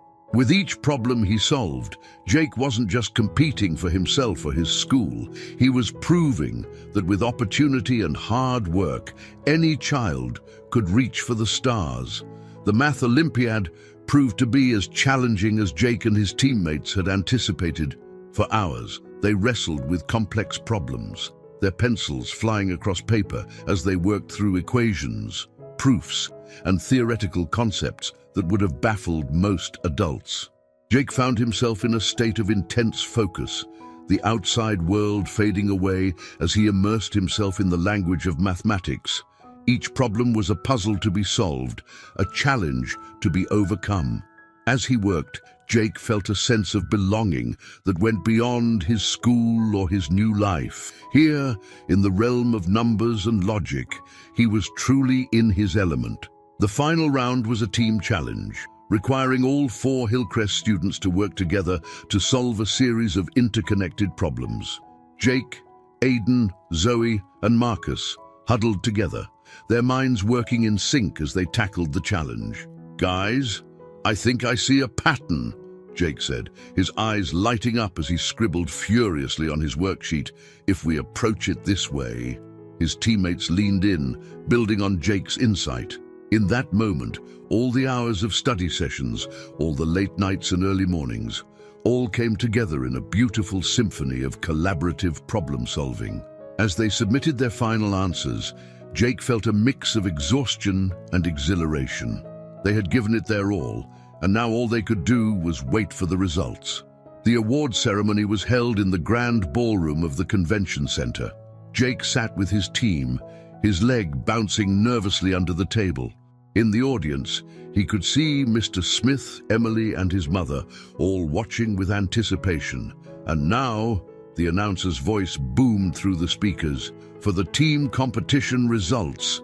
In 3rd place, Westfield High School. Applause filled the room as the Westfield team made their way to the stage. In 2nd place, there was a pause that seemed to stretch for eternity. Hillcrest Academy. Jake's heart leapt. They had placed. His teammates erupted in cheers, pulling him into a group hug as they made their way to the stage to receive their medals. As Jake stood on the stage, the weight of the silver medal around his neck, he scanned the audience. His mother was on her feet, tears streaming down her face as she applauded. Mr. Smith was beaming with pride, and Emily was jumping up and down, waving excitedly. But it was what happened next that truly took Jake's breath away. "And now," the announcer continued, "for the individual high score award. This goes to the student who achieved the highest overall score across all rounds of the competition. This year's recipient is Jake Thompson from Hillcrest Academy." For a moment, Jake thought he had misheard, but then his teammates were pushing him forward, and the room was filled with applause. In a daze, he stepped up to receive a large trophy, shaking hands with the judges and sponsors of the event. As he returned to his seat, trophy in hand, Jake felt overwhelmed. This was more than just a personal victory. It was a vindication of everything he had worked for, of the faith that Mr. Smith and his mother had placed in him. After the ceremony, Jake was swarmed by well-wishers. Reporters from local newspapers asked for interviews, wanting to know more about the scholarship student who had taken the Math Olympiad by storm.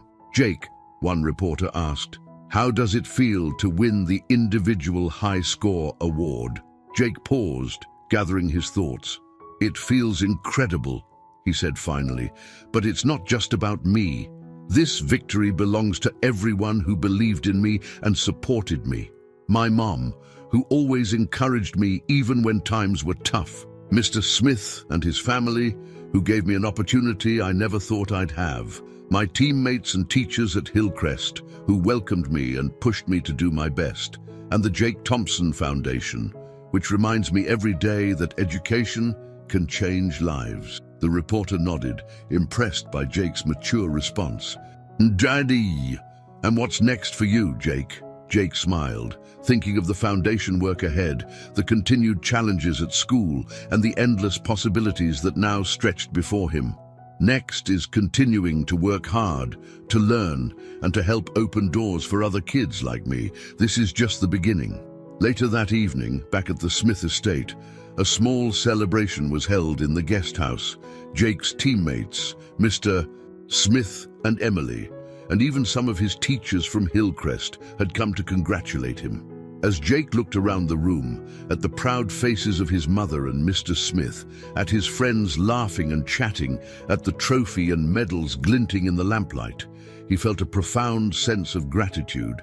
He stepped out onto the porch for a moment, needing a quiet second to process everything. The night air was cool and crisp, the stars twinkling overhead. Quite a day, huh?" Mr. Smith's voice came from behind him. Jake turned, smiling.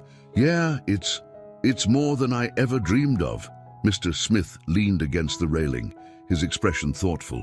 "You know, Jake, when I first met you selling those caramels, I saw a spark in you, a determination and intelligence that just needed the right opportunity to flourish. But you've exceeded even my highest expectations." Jake felt a lump form in his throat. "Thank you, sir, for everything. I wouldn't be here without you." Mr. Smith shook his head. "No, Jake, you had this potential all along. We just helped clear the path a little.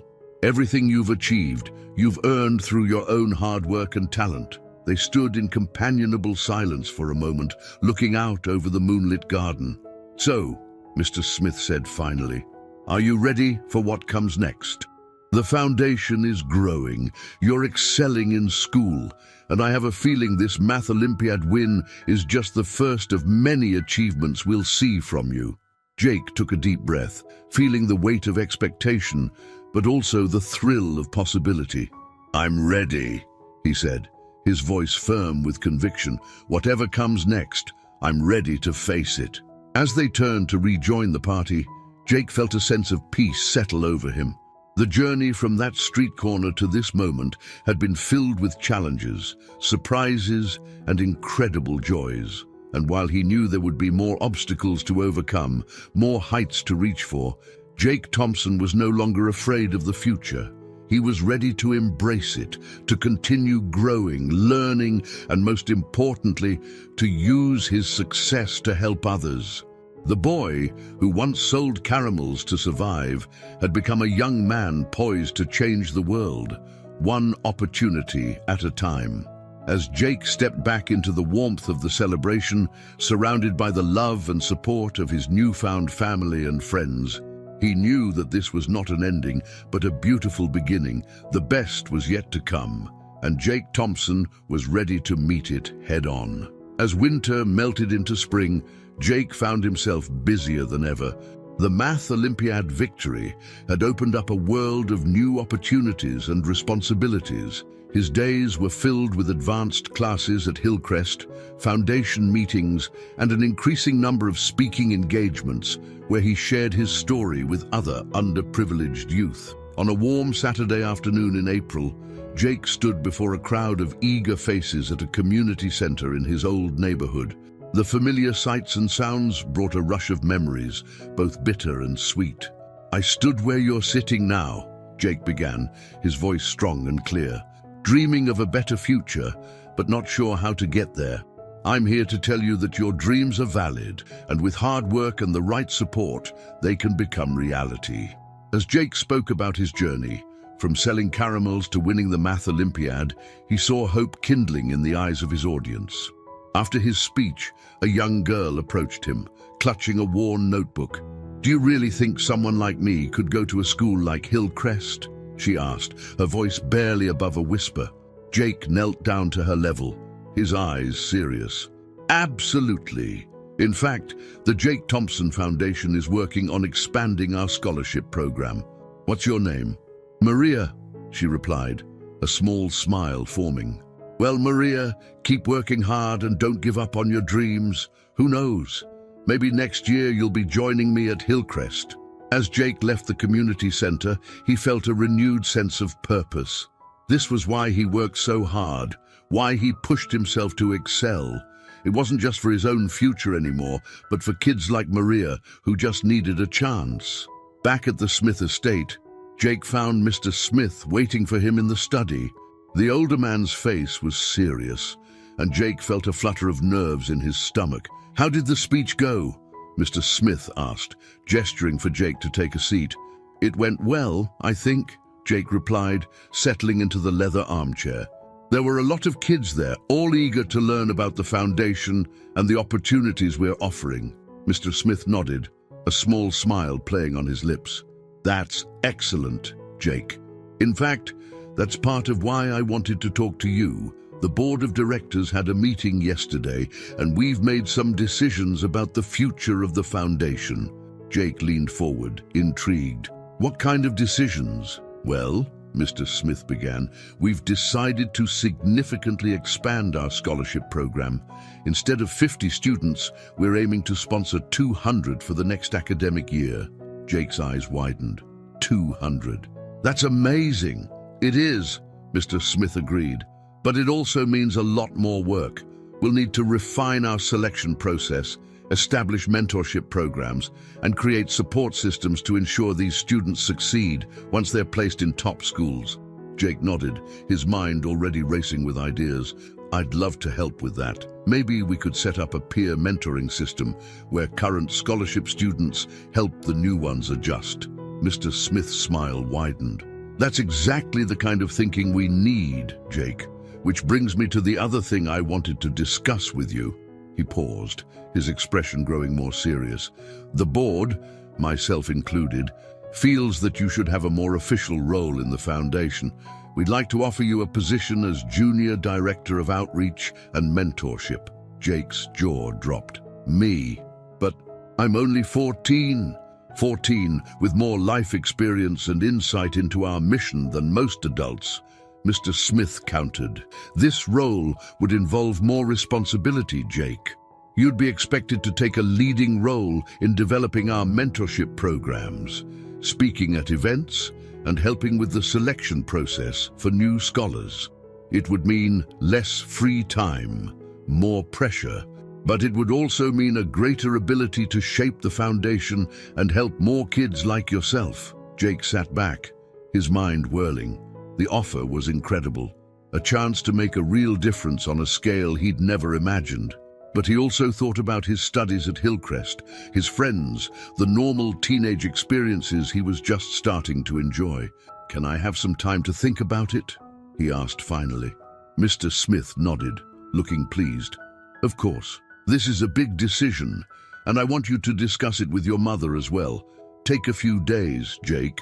Whatever you decide, know that we're incredibly proud of you." That evening, Jake sat with his mother in their guest house, explaining Mr. Smith's offer. Sarah listened attentively, her face a mix of pride and concern. "It's an amazing opportunity, sweetheart," she said when he'd finished, "but it's also a lot of responsibility." "Are you sure you're ready for that?" Jake sighed, running a hand through his hair. "I don't know, Mom. Part of me is excited about the chance to do more, to help more kids like us, but another part is worried about missing out on being a normal teenager." Sarah finished for him, her eyes understanding. Jake nodded. "Yeah? Is that selfish?" Sarah reached out, taking his hand. "No, honey, it's not selfish at all. You've already taken on so much. It's okay to want time to just be a kid. They sat in silence for a moment, the weight of the decision hanging between them. Finally, Sarah spoke again, her voice soft but firm. Jake, whatever you decide, I'll support you. But remember this. You don't have to solve all the world's problems today. You have a lifetime ahead of you to make a difference. Don't forget to live your own life too. Jake squeezed his mother's hand, grateful for her wisdom. As he went to bed that night, his mind was still churning with possibilities. The decision ahead was just the first of many he would face as he navigated this new life, balancing personal growth with his desire to give back.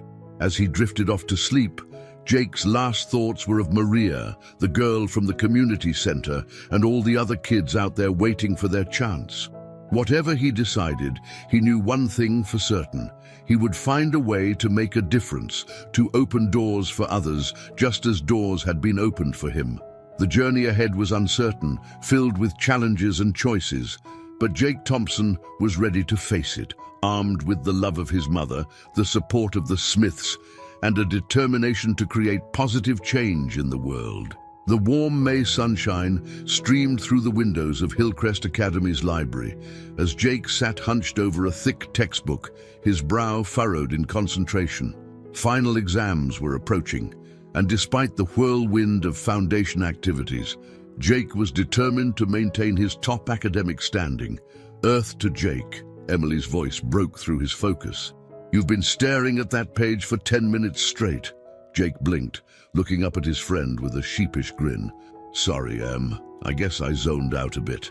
Emily plopped down in the chair across from him, her expression a mix of concern and exasperation. You've been doing that a lot lately. Are you okay? Is it the foundation stuff? Jake sighed, closing his book. He hadn't made a final decision about Mr. Smith's offer yet, but the weight of it had been pressing on his mind constantly. Kind of. Mr. Smith offered me a bigger role in the foundation, Junior Director of Outreach and Mentorship. Emily's eyes widened. Wow, Jake, that's incredible. Yeah, it is, Jake agreed, his tone less enthusiastic than his words. But it's also a lot of responsibility. More speaking engagements, developing mentorship programs, being involved in the selection process for new scholars. I'm not sure if I'm ready for all that. Emily nodded thoughtfully. It does sound like a lot. Have you talked to your mum about it? Yeah. She said she'd support whatever decision I make, but she also reminded me that I don't have to solve all the world's problems right now. That it's okay to take time to just be a kid. A comfortable silence fell between them as Emily processed this information. Finally, she spoke, her voice uncharacteristically serious. You know, Jake, when you first came to Hillcrest, I was so excited to have a new friend, someone who saw me as just Emily, not as Mr. Smith's daughter. And you've been an amazing friend.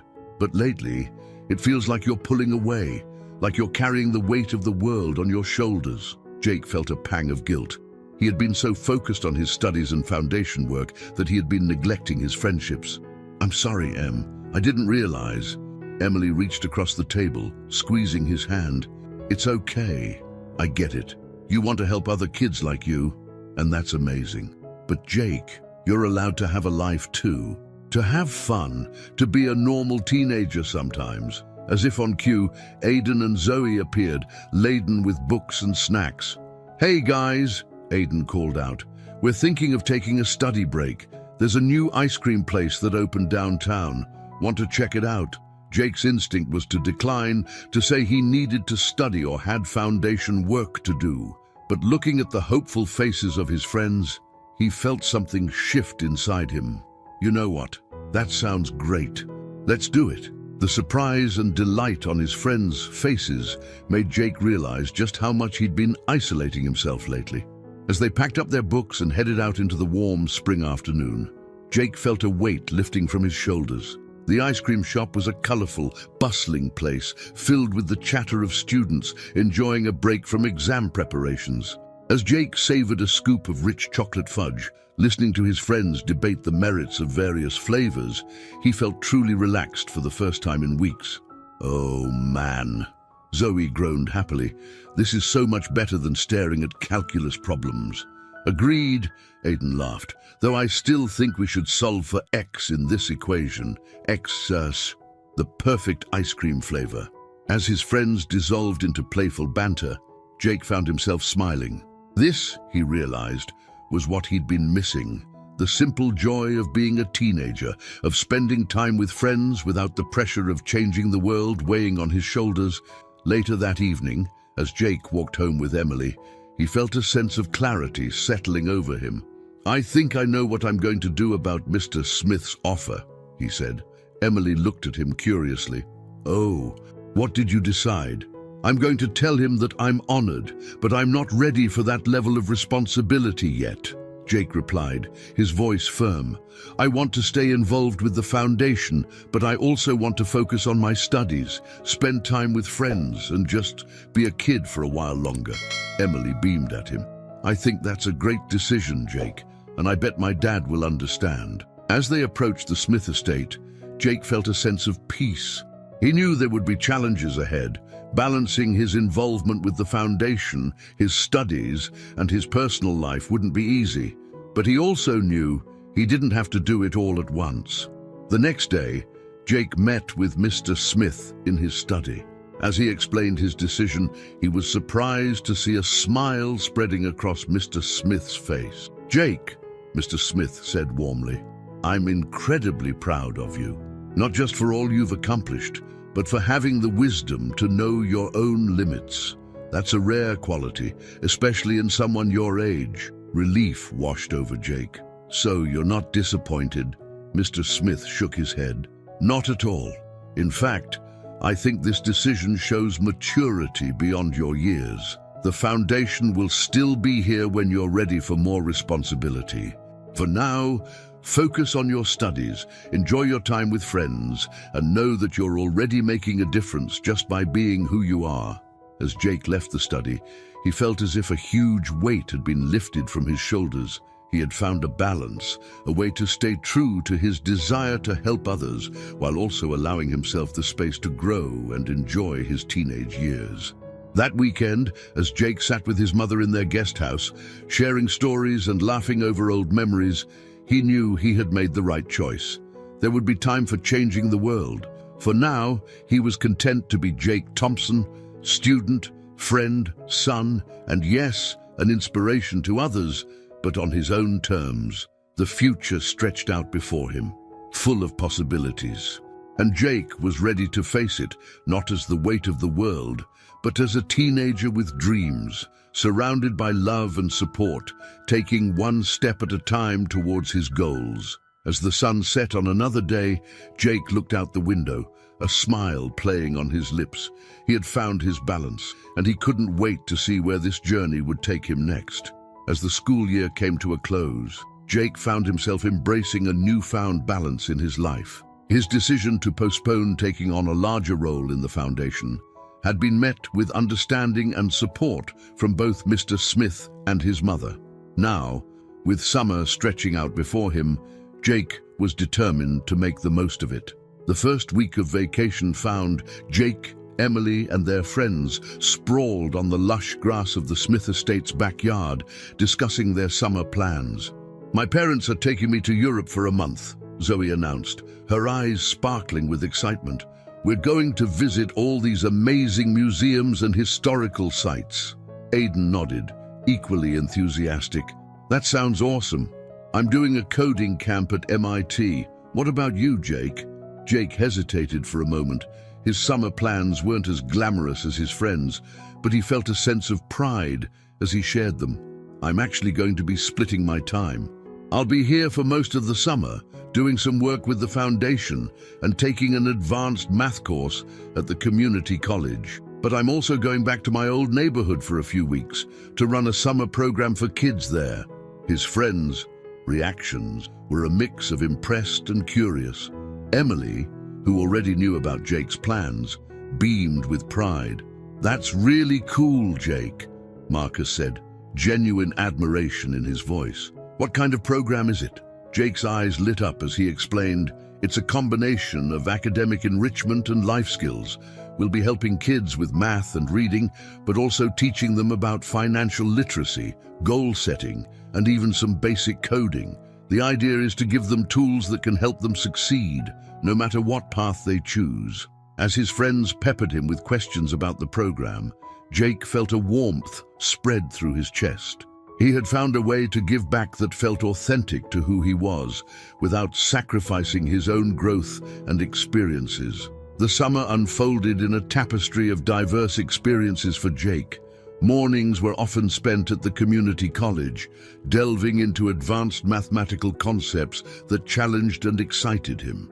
Afternoons were split between foundation work, helping to review scholarship applications and participating in planning meetings, and time with friends, whether it was swimming in the Smith's pool or exploring the town. But it was the weeks spent in his old neighborhood that truly marked a turning point for Jake. Standing before a group of eager young faces in the community center where he had once attended after-school programs, Jake felt a mix of nervousness and excitement. "I know exactly where you're sitting right now," he began, his voice steady despite his nerves. "Not too long ago, I was right there with you, wondering if there was a way out, a way to make my dreams come true." As he shared his story and introduced the summer program, Jake saw hope kindle in the eyes of his young audience. Over the next few weeks, he threw himself into teaching and mentoring, drawing not just on his academic knowledge, but on his life experiences. One particularly memorable moment came during a financial literacy session. Jake had brought in a box of his homemade caramels, using them to demonstrate basic concepts of cost, profit, and budgeting. "So, if it costs me $2 to make a batch of caramels, and I sell them for $5, what's my profit?" he asked the class. A young boy named Carlos, who had been quiet for most of the program, hesitantly raised his hand. $3? Jake beamed. "That's exactly right, Carlos. And what could you do with that profit?" Carlos thought for a moment, then said, "Save it, or maybe use it to make more caramels to sell." "Perfect!" Jake exclaimed. "That's exactly the kind of thinking that can help you build a better future." As the summer program progressed, Jake saw remarkable changes in the students. They were not only improving academically, but also developing confidence and ambition. On the last day of the program, a girl named Lucia approached Jake, her eyes shining. "Mr. Jake," she said, her voice filled with determination, "I've decided I want to be an engineer when I grow up. Do you think I can do it?" Jake knelt down to her level, his heart swelling with pride. "Lucia, I don't just think you can do it. I know you can. And the Jake Thompson Foundation will be here to help you every step of the way." As summer drew to a close, Jake returned to the Smith estate with a renewed sense of purpose. His experiences had reinforced his decision to balance his own growth with his desire to give back. He had made a difference in the lives of those kids, not by taking on more than he could handle, but by sharing his knowledge and experiences in a way that felt authentic and manageable. On the eve of the new school year, Jake sat with his mother on the porch of their guest house, watching the sunset paint the sky in vibrant hues. "I'm proud of you, sweetheart," Sarah said, her voice warm with affection. "You've grown so much this summer." Jake smiled, feeling a deep sense of contentment. "Thanks, Mom. I feel like I've finally found my footing. I know there's still a lot to figure out, but I'm excited for what's next." As the stars began to twinkle in the darkening sky, Jake reflected on his journey. From a boy selling caramels on a street corner to a young man helping to shape the futures of kids just like him, he had come so far.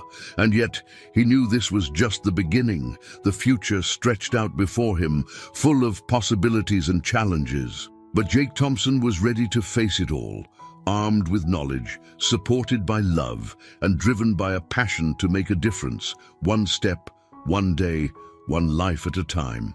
As the crisp autumn air settled over Monterey, Jake found himself facing the challenges of his sophomore year at Hillcrest Academy with renewed enthusiasm. The lessons of the summer, both from his advanced math course and his experiences running the community program, had left him feeling more confident and purposeful than ever. On a brisk Monday morning, Jake hurried down the hallways of Hillcrest, His backpack heavy with books, he was headed to his first class of the day, Advanced Placement Physics. It was a course usually reserved for juniors and seniors, but Jake's exceptional performance in math and science had earned him a spot. As he entered the classroom, Jake felt a mix of excitement and nervousness. He was the youngest student there, surrounded by upperclassmen. Finding an empty seat near the front, Jake settled in, determined to prove he belonged. The teacher, Dr. Emerson, a stern-looking woman with salt and pepper hair, surveyed the class with piercing eyes. "Welcome to AP Physics," she began, her voice crisp and authoritative. "This course will challenge you in ways you've never been challenged before. It will require not just memorization, but true understanding and application of complex concepts." As Dr. Emerson launched into an overview of the course, Jake felt his mind come alive. This was exactly the kind of intellectual stimulation he had been craving. After class, as Jake was gathering his things, he overheard two senior students talking nearby. "Did you see that sophomore?" one whispered. "What's he doing in this class?" "That's Jake Thompson," the other replied. "You know, the scholarship kid who won the math Olympiad last year? I heard he's some kind of genius." Jake felt his cheeks burn, uncomfortable with the attention and the label. As he hurried out of the classroom, he nearly collided with someone in the hallway. "Whoa, easy there, Jake," a familiar voice said. It was Liam, a junior who had been on the math Olympiad team with Jake the previous year. "Sorry, Liam," Jake mumbled, embarrassed. Liam studied Jake's face for a moment. "Hey, you okay? You look a bit overwhelmed." Jake hesitated, then decided to confide in his friend. "It's just, I'm the only sophomore in AP Physics. I feel like everyone's watching me, expecting me to be some kind of prodigy." Liam nodded understandingly. "I get it. It's a lot of pressure. But Jake, you earned your spot in that class. Don't let anyone make you feel otherwise." As they walked to their next classes, Liam offered Jake some advice on handling the rigors of AP courses and dealing with the expectations of others. By the time they parted ways, Jake felt more centered and determined. The day continued with its usual mix of classes, but Jake found his mind continually drifting back to the physics problems Dr. Emerson had introduced.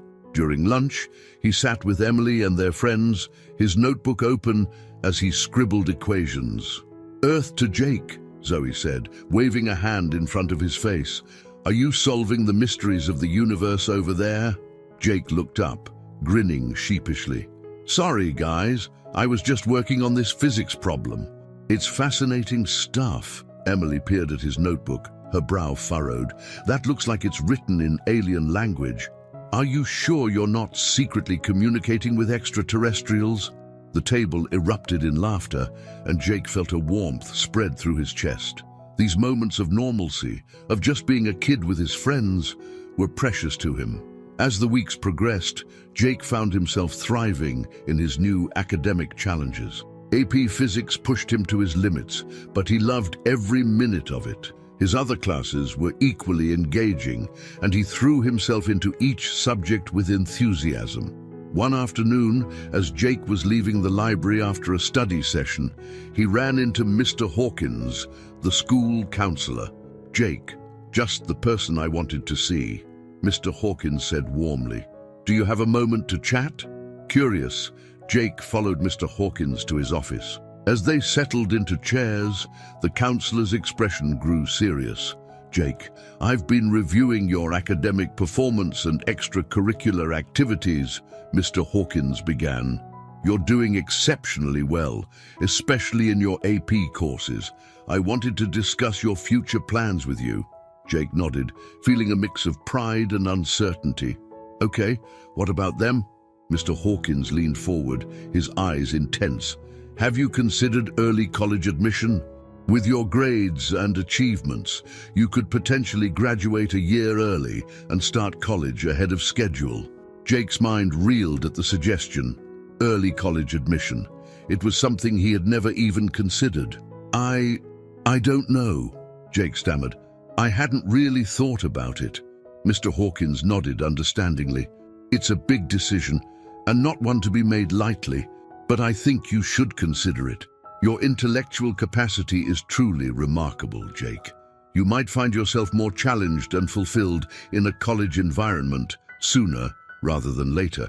As Jake left Mr. Hawkins' office, his head was spinning with possibilities. Early college admission would be an incredible opportunity, a chance to accelerate his education and potentially make an even bigger difference in the world sooner. But as he walked home, doubt began to creep in. Would going to college early mean missing out on important high school experiences? What about his friends, his work with the foundation? And was he really ready for such a big step? That evening, as Jake sat with his mother in their guest house, he shared Mr. Hawkins' suggestion with her. Sarah listened attentively, her expression thoughtful. "That's quite an opportunity, sweetheart. How do you feel about it?" Jake sighed, running a hand through his hair. I'm not sure, Mom.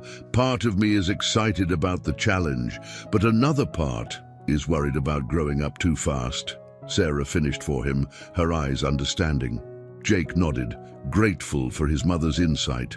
"Yeah, I love learning, and the idea of college is exciting, but I also love being here with my friends, working with the foundation. I'm not sure I'm ready to leave all that behind." Sarah reached out, taking Jake's hand in hers. "Jake, this is a decision only you can make, but remember, there's no rush. You have your whole life ahead of you to achieve great things. Whatever you decide, I'll support you." As Jake went to bed that night, his mind was a whirlwind of thoughts and emotions. The opportunity for early college admission was tempting, a chance to push himself even further. But he also thought about the summer program he had run, about the kids he had helped, about the friends he had made at Hillcrest. He realized that this decision was about more than just academics. It was about finding the right balance between personal growth and making a difference in the world. It was about deciding what kind of person he wanted to be, not just what he wanted to achieve. As he drifted off to sleep, Jake knew he had a lot of thinking to do.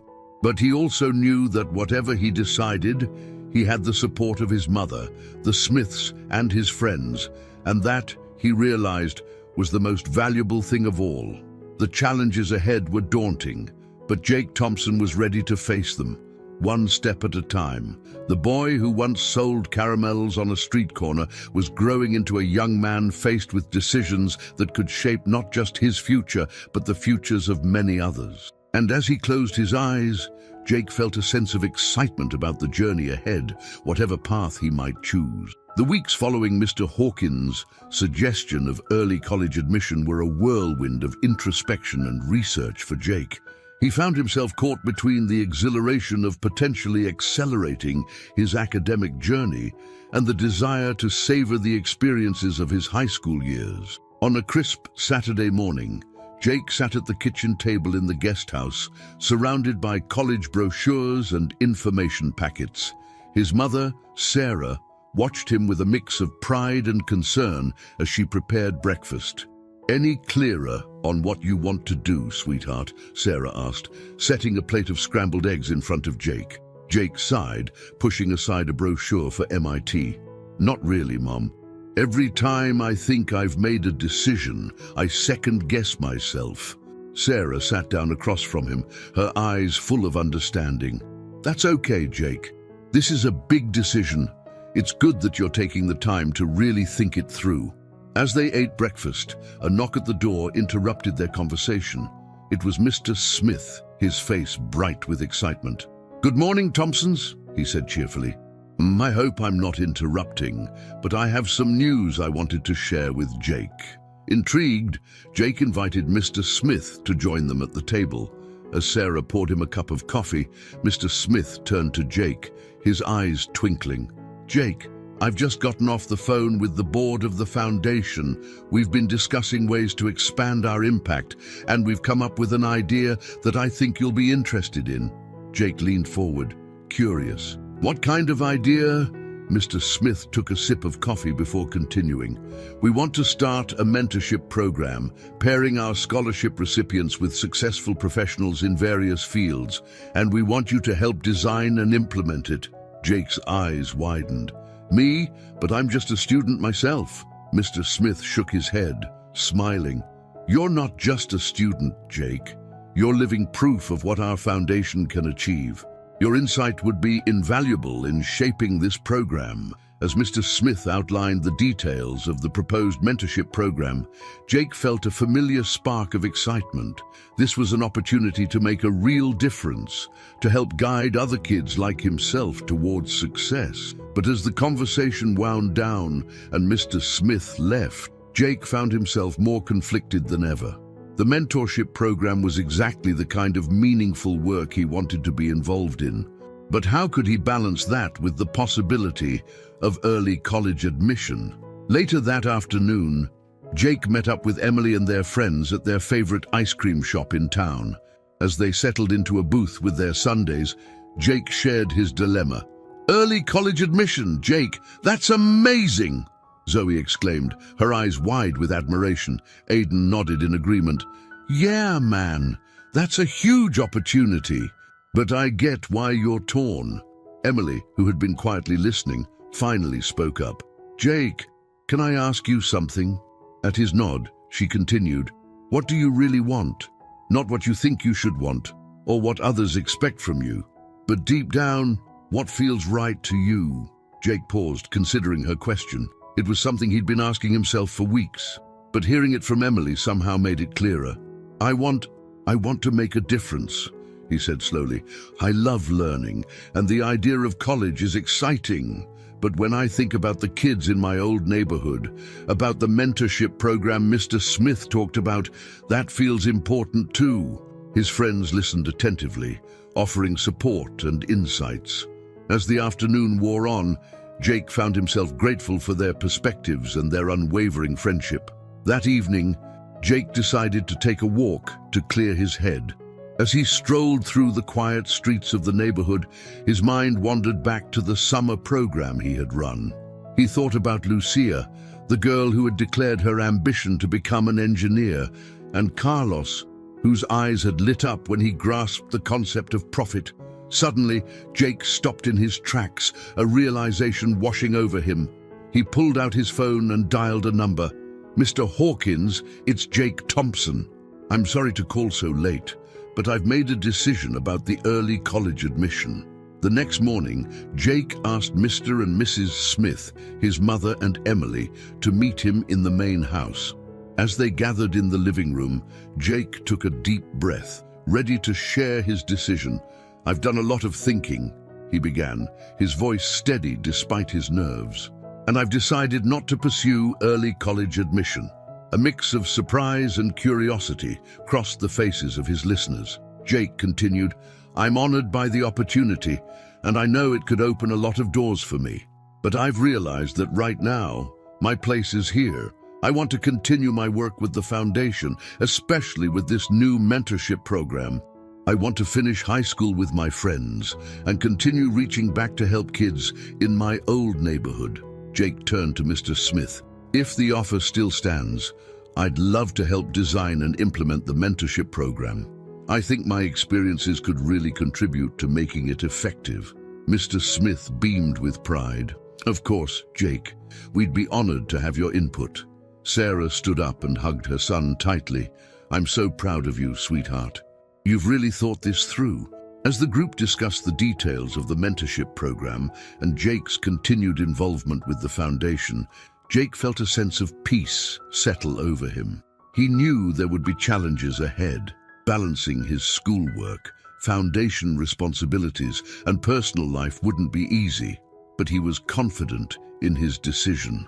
Later, as Jake and Emily walked in the garden, she bumped his shoulder playfully. "And so, we're stuck with you for 2 more years, huh?" Jake laughed, feeling lighter than he had in weeks. "Looks like it. Think you can handle it?" Emily grinned. "Absolutely. And Jake, I think you made the right choice. You're going to help a lot of people." As the sun set on another day, Jake looked out over the Smith estate, towards the city where he had once sold caramels on a street corner. He thought about all the kids out there like him, full of potential but lacking opportunities, and he knew with unshakable certainty that he was exactly where he needed to be. The future was still full of possibilities and challenges, but Jake Thompson was ready to face them. He had found his balance between personal growth and giving back, between seizing opportunities and creating them for others. And as he stood there, with the warm glow of the setting sun on his face, Jake felt nothing but excitement for the journey ahead. As autumn gave way to winter, Jake found himself immersed in the development of the Foundation's new mentorship program. The project had quickly become his passion, consuming much of his free time outside of school and regular Foundation duties.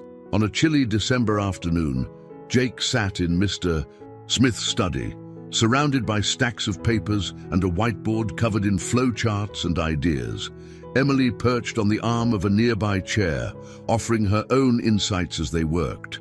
"So," Mr. Smith said, leaning back in his leather chair, "walk me through the structure you've come up with, Jake." Jake stood, moving to the whiteboard with a marker in hand. "Right. So the basic idea is to create a 3-tiered mentorship system," he began, drawing as he spoke. "And at the top, we have successful professionals in various fields who volunteer as mentors. They'll be paired with college students who are part of our scholarship program. That's the 2nd tier," Emily chimed in. "And those college students will then mentor high school students, right?" Jake nodded, grinning at her. "Exactly. The high school students are our newest scholarship recipients and other promising students from underprivileged backgrounds." Mr. Smith nodded approvingly. "I like it. It creates a chain of support and guidance. But how do we ensure the quality of mentorship at each level?" Jake had anticipated this question. "We'll implement a training program for all mentors, focusing on effective communication, goal setting, and how to provide meaningful support. We'll also have regular check-ins and feedback sessions to make sure everyone is benefiting from the program." As Jake continued to outline the details of the program, including plans for workshops, networking events, and a digital platform to facilitate communication, Mr. Smith's smile grew wider. "Jake, this is impressive work," he said when Jake had finished. "You've really thought this through from all angles." Jake felt a flush of pride at the praise. "Thank you, sir. I really believe this program could make a huge difference." Emily hopped off her perch, her eyes bright with excitement. "Oh, what if we also included some kind of community service component? It could help the mentees understand the importance of giving back, just like Jake does." Jake snapped his fingers, pointing at Emily. "That's a great idea. We could organize group volunteer activities, maybe even let the mentees propose and lead their own community projects." Mr. Smith watched the exchange with amusement and pride. "I think we have a winning program here," he said. "Jake, I'd like you to present this to the board next week. Are you up for it?" Jake felt a momentary flutter of nerves, but it was quickly overtaken by determination. "Absolutely, sir. I'll be ready." The next week flew by in a whirlwind of preparation. Jake spent every spare moment refining his presentation, practicing his delivery, and anticipating potential questions from the board. On the day of the presentation, Jake stood before the Foundation's board of directors, his heart pounding but his voice steady as he outlined the mentorship program. As he spoke, he saw heads nodding and eyes lighting up with interest. When he finished, there was a moment of silence before the room erupted in applause. The board members peppered him with questions, all of which Jake answered with confidence and thoughtfulness. As the meeting adjourned, the board chair approached Jake, shaking his hand warmly. "Young man, that was an exceptional presentation. I think I speak for all of us when I say we're excited to see this program come to life." Jake left the meeting feeling elated. As he stepped out of the building, he found Mr. Smith waiting for him. "Well done, Jake," Mr. Smith said, clapping him on the shoulder. "The board was impressed, and so was I. You've grown into quite the young leader." Jake felt a swell of emotion. "Thank you, sir, for everything. I couldn't have done this without your support and guidance." Mr. Smith's expression softened. "You've earned every bit of praise, Jake. Now, what do you say we go celebrate? I think Martha's preparing a special dinner in your honor." As they drove back to the Smith estate, Jake's mind was already racing with next steps for the mentorship program. There was so much to do: finding mentors, developing training materials, creating the digital platform. But for the first time, Jake felt truly ready for the challenge. That evening, as Jake sat around the dinner table with the Smiths and his mother, sharing the details of his presentation and the board's reaction, he felt a deep sense of purpose and belonging. Sarah reached across the table, squeezing Jake's hand. "I'm so proud of you, sweetheart. You're changing lives just like you always wanted to." Jake smiled, feeling a lump form in his throat. "Thanks, Mom. I just hope I can live up to everyone's expectations." Emily rolled her eyes good-naturedly. "Please, Jake. You've already exceeded everyone's expectations. Just wait until this mentorship program gets going. You're gonna help so many kids like you." As the conversation flowed around him, Jake found himself reflecting on his journey, from selling caramels on a street corner to designing programs that could change lives. It was more than he had ever dreamed possible. Later that night, as Jake stood on the porch of the guest house, looking up at the star-filled sky, he felt a profound sense of gratitude and responsibility.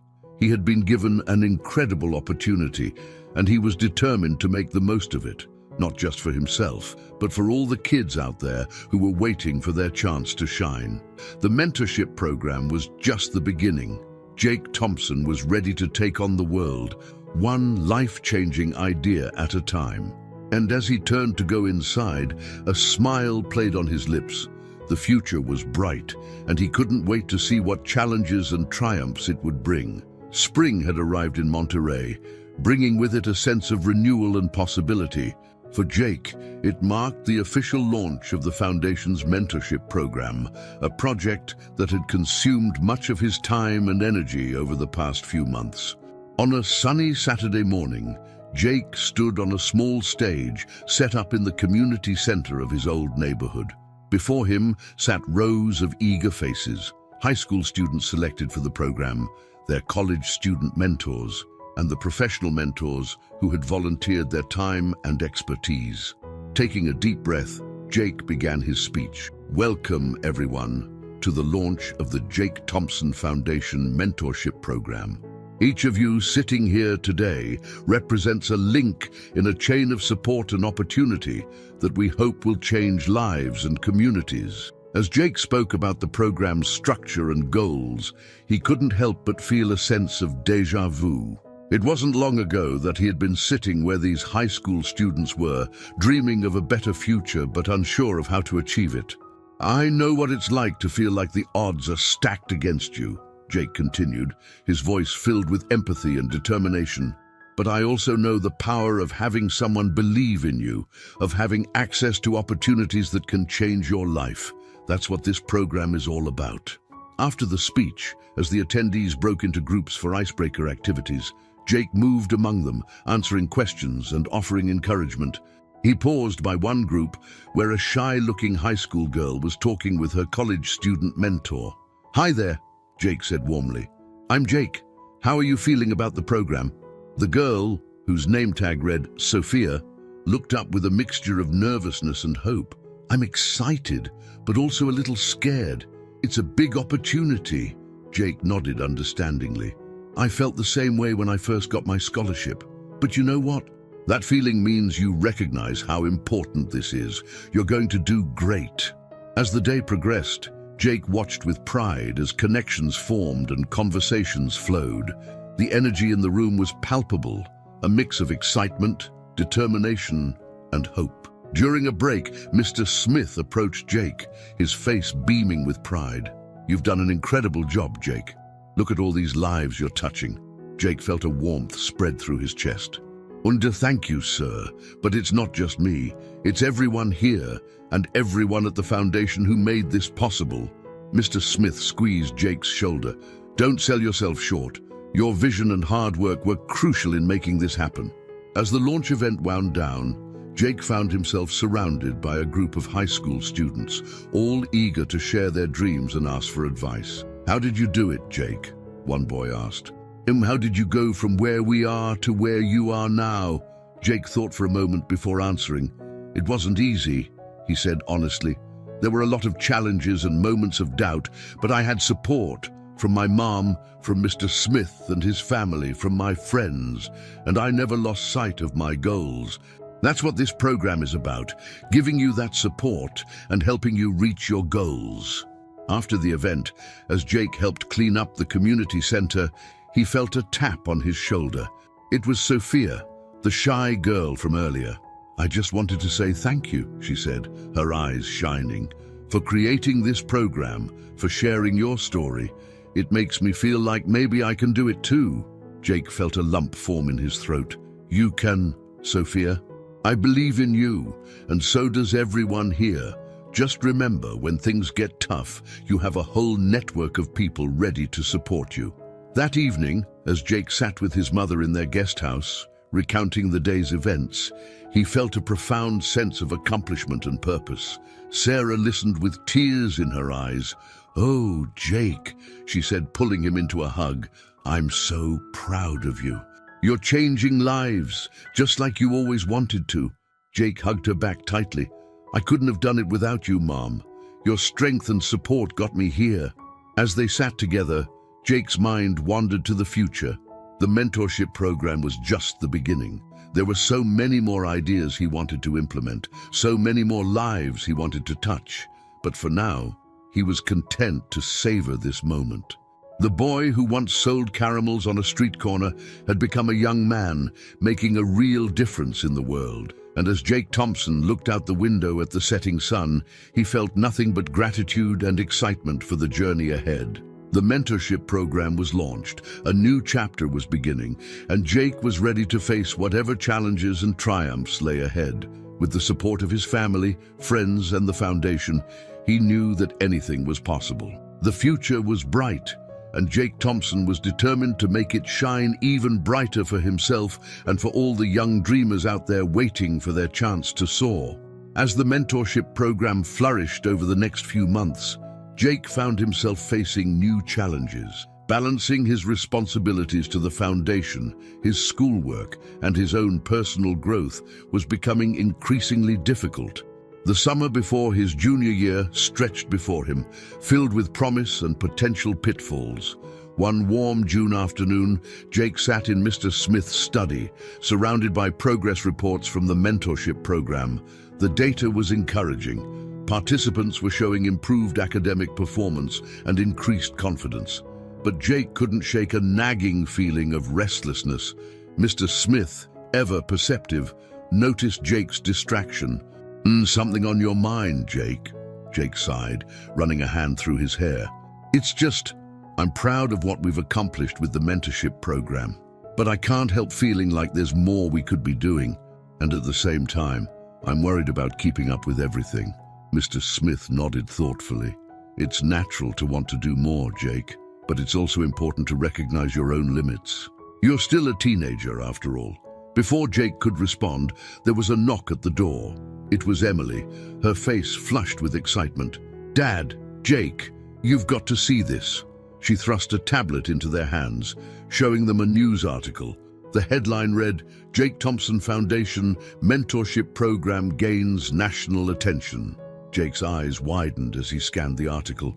It detailed the success of the program and hinted at potential expansion to other cities. The final paragraph caught his attention. Sources suggest that major tech companies are taking notice of the program's innovative approach, with some expressing interest in partnerships or even internship opportunities for top participants. Mr. Smith beamed with pride. This is fantastic news. Jake, you should be very proud. Jake felt a mix of elation and anxiety.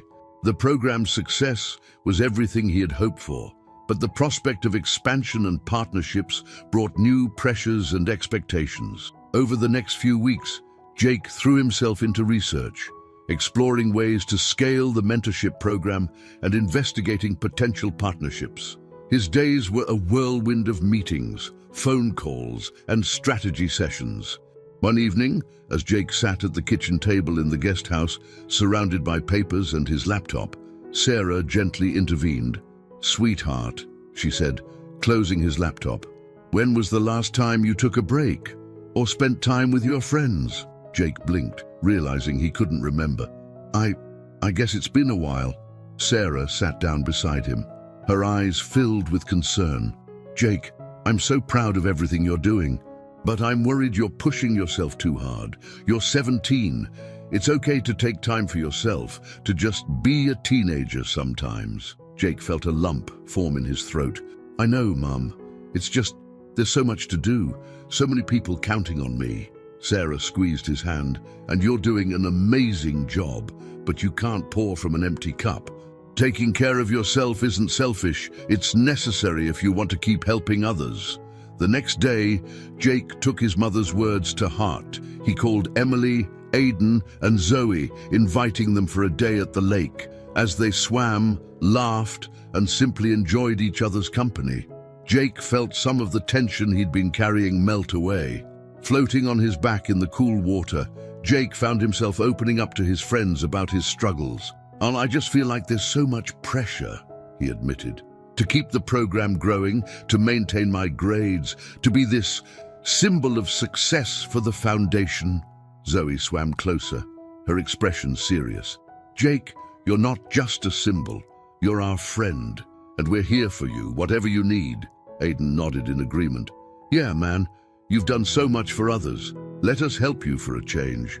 Emily, who had been quietly listening, suddenly splashed water at Jake.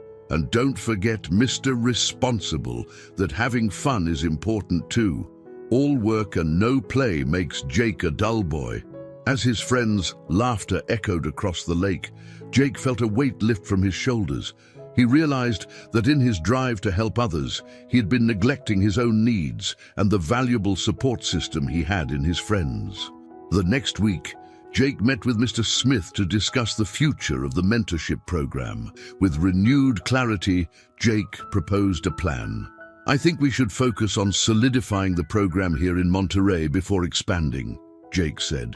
"And I'd like to start training other students to take on leadership roles.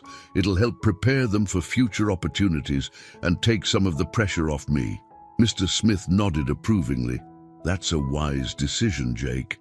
It shows maturity to recognize when to consolidate rather than expand, and developing other young leaders is an excellent idea." As summer progressed, Jake found a new balance. He remained dedicated to the foundation and the mentorship program, but he also made time for himself and his friends. He started a weekly study group that doubled as a social gathering, combining his academic drive with his need for peer connection. One evening, as Jake walked home from a movie night with his friends, he found himself reflecting on his journey. The boy who once sold caramels on a street corner had grown into a young man who was changing lives, but he was also still a teenager, with dreams, doubts, and a need for simple joys. As he reached the guest house, Jake saw his mother waiting on the porch. She smiled warmly, opening her arms for a hug. "How was your night, sweetheart?" Sarah asked. Jake hugged her tightly, feeling a rush of gratitude for her constant support. "It was great, Mom. Really great." As they sat together on the porch swing, Jake knew that challenges lay ahead. His junior year would bring new academic pressures, the mentorship program would continue to evolve, and big decisions about college and his future loomed on the horizon. But for now, in this moment, Jake Thompson was content. He had found a balance between his drive to help others and his need to nurture himself. He had rediscovered the joy in simple pleasures and the strength in leaning on friends. The future was still bright with possibility, but Jake now understood that it was okay to take it one day at a time. As the stars twinkled overhead, Jake felt ready for whatever came next. The triumphs, the challenges, and all the moments in between. As Jake's junior year at Hillcrest Academy began, he found himself navigating a landscape of new challenges and opportunities. The mentorship program was thriving, with the first cohort of high school students showing remarkable progress. Jake's academic performance continued to impress his teachers, and whispers of Ivy League potential followed him through the halls. On a crisp September morning, Jake sat in the guidance counselor's office, facing a conversation he had been both anticipating and dreading. "Jake," Mr. Hawkins began, leaning forward in his chair, "it's time we start seriously discussing your college applications. With your grades, extracurricular activities, and the work you've done with the foundation, you're positioned to be a very competitive applicant for top universities." Jake nodded, feeling a mix of excitement and apprehension. "I've been thinking about it a lot, Mr. Hawkins. There are so many options, it's a bit overwhelming." Mr. Hawkins smiled understandingly. "That's natural. Let's start by discussing your interests and goals. What do you see yourself doing after college?" Jake paused, considering, "I want to continue making a difference, like with the mentorship program. Maybe studying business or social entrepreneurship, but I also love math and science. I'm not sure I want to give that up entirely." "Have you considered programs that combine those interests? Perhaps something in the realm of social impact technology or educational technology?" Mr. Hawkins suggested. Jake's eyes lit up. "With that actually sounds perfect. I hadn't even realized that was an option." As they discussed potential universities and programs, Jake felt a growing sense of excitement about the future. The conversation with Mr. Hawkins had opened up new possibilities he hadn't considered before. Later that day, as Jake shared his college thoughts with Emily over lunch, he noticed a flicker of sadness cross her face. "Em, what's wrong?" he asked, concerned. Emily forced a smile. "Nothing, it's just, I guess I hadn't really thought about how things will change after high school. You'll probably go off to some amazing university and I don't know." Jake reached across the table, squeezing her hand. "Hey, no matter where we end up, you'll always be my best friend. And who knows, maybe we'll end up at the same school." Emily brightened at that. "Yeah, maybe we could be roommates and drive each other crazy with our study habits." As they laughed and planned hypothetical college adventures, Jake felt a pang of bittersweetness. The future was exciting, but it also meant potential changes to the relationships he'd come to cherish. That evening, Jake had a foundation board meeting to attend. As he presented the latest updates on the mentorship program, he couldn't help but feel a sense of pride in how far they'd come. "And lastly," Jake concluded, "I'd like to propose a new initiative. As some of our first mentees approach college age, I think we should consider expanding our scholarship program to include college funding for top performers." The board members exchanged impressed glances. Mr. Smith, beaming with pride, spoke up. "That's an excellent idea, Jake. We'll need to look into the financial implications, of course, but I think it's a natural evolution of our mission." After the meeting, Mr. Smith pulled Jake aside. "You continue to impress me, Jake. The way you're thinking about the long-term impact of the foundation, it's remarkable." Jake felt a flush of pride at the praise. "Thank you, sir. I just want to make sure we're doing everything we can to support these students throughout their educational journey." Mr. Smith nodded thoughtfully. "Jake, have you given any thought to your role in the foundation after you go to college? We'd love to keep you involved, perhaps in a more official capacity." The question caught Jake off guard. He'd been so focused on getting to college that he hadn't really considered what his involvement with the foundation would look like beyond that. I'd be honored to stay involved, Mr. Smith. The foundation means so much to me. I'd have to balance it with my studies, of course, but I'd love to continue contributing in whatever way I can." As Jake walked home that evening, his mind was a whirlwind of thoughts about the future. College applications, potential careers, his ongoing role with the foundation. It was a lot to consider. But beneath the swirl of possibilities, there was an undercurrent of excitement and purpose. Entering the guest house, Jake found his mother waiting up for him. Sarah took one look at his pensive expression and patted the spot next to her on the couch. "Want to talk about it, sweetheart?" she asked as Jake sat down. Jake let out a long breath. "It's just, there's so much to think about. Mom, college, careers, the foundation. Sometimes it feels like I'm standing at a crossroads with a dozen different paths, and I'm not sure which one to take." Sarah wrapped an arm around her son's shoulders. That's not a bad problem to have, Jake. It means you have options, opportunities. Remember when our biggest worry was scraping together enough money for rent and your school supplies? Jake nodded, feeling a wave of gratitude wash over him. I know. I'm so thankful for everything we have now. I just want to make the right choices, you know? To make the most of these opportunities. Sarah kissed the top of his head. You will, Jake. You're thoughtful, hardworking, and you have a good heart. Whatever path you choose, I know you'll do amazing things. As Jake headed to bed that night, he felt a sense of calm settle over him. Yes, the future held many questions and challenges, but it also held incredible potential. He had come so far from the boy selling caramels on a street corner, and he knew that with the support of his mother, the Smiths, and his friends, he could face whatever came next. Lying in bed, Jake made a silent promise to himself. No matter where life took him, to an Ivy League campus, to the boardroom of the foundation, or down some path he couldn't yet imagine, he would never forget where he came from.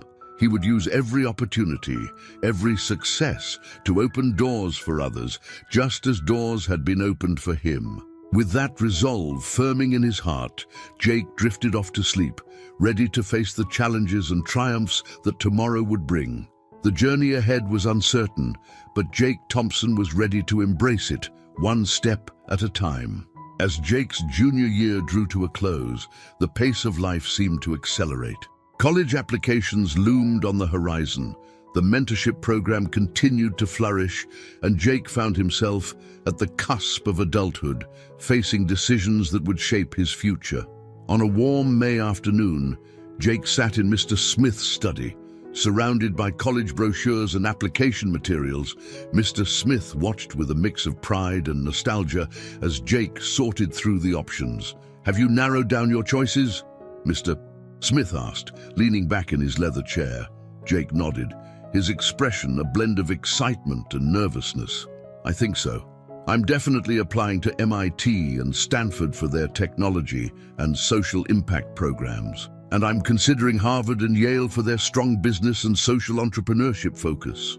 Mr. Smith nodded approvingly. All excellent choices. And have you given any more thought to what we discussed about your role in the foundation? Jake set down the brochure he was holding, his face growing serious. I have, sir. I want to stay involved, definitely. But I also think it's important for me to gain experiences outside the foundation, to learn and grow in new environments. Mr. Smith smiled, a glimmer of pride in his eyes.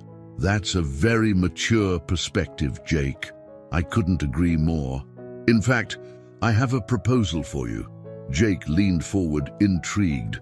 What would you think about interning with some of our corporate partners during your summers in college? Mr. Smith suggested. It would give you valuable experience in different sectors, all while maintaining your connection to the Foundation's mission. Jake's eyes lit up at the idea. That sounds incredible, Mr. Smith. It would be a perfect way to bridge my foundation work with new experiences. As they continued to discuss the possibilities, Emily burst into the study, waving a letter excitedly. Jake, my acceptance letter from Stanford came. Did you get yours? Jake jumped up, a mix of excitement and anxiety flooding through him. I haven't checked the mail yet. Oh man, what if it's there?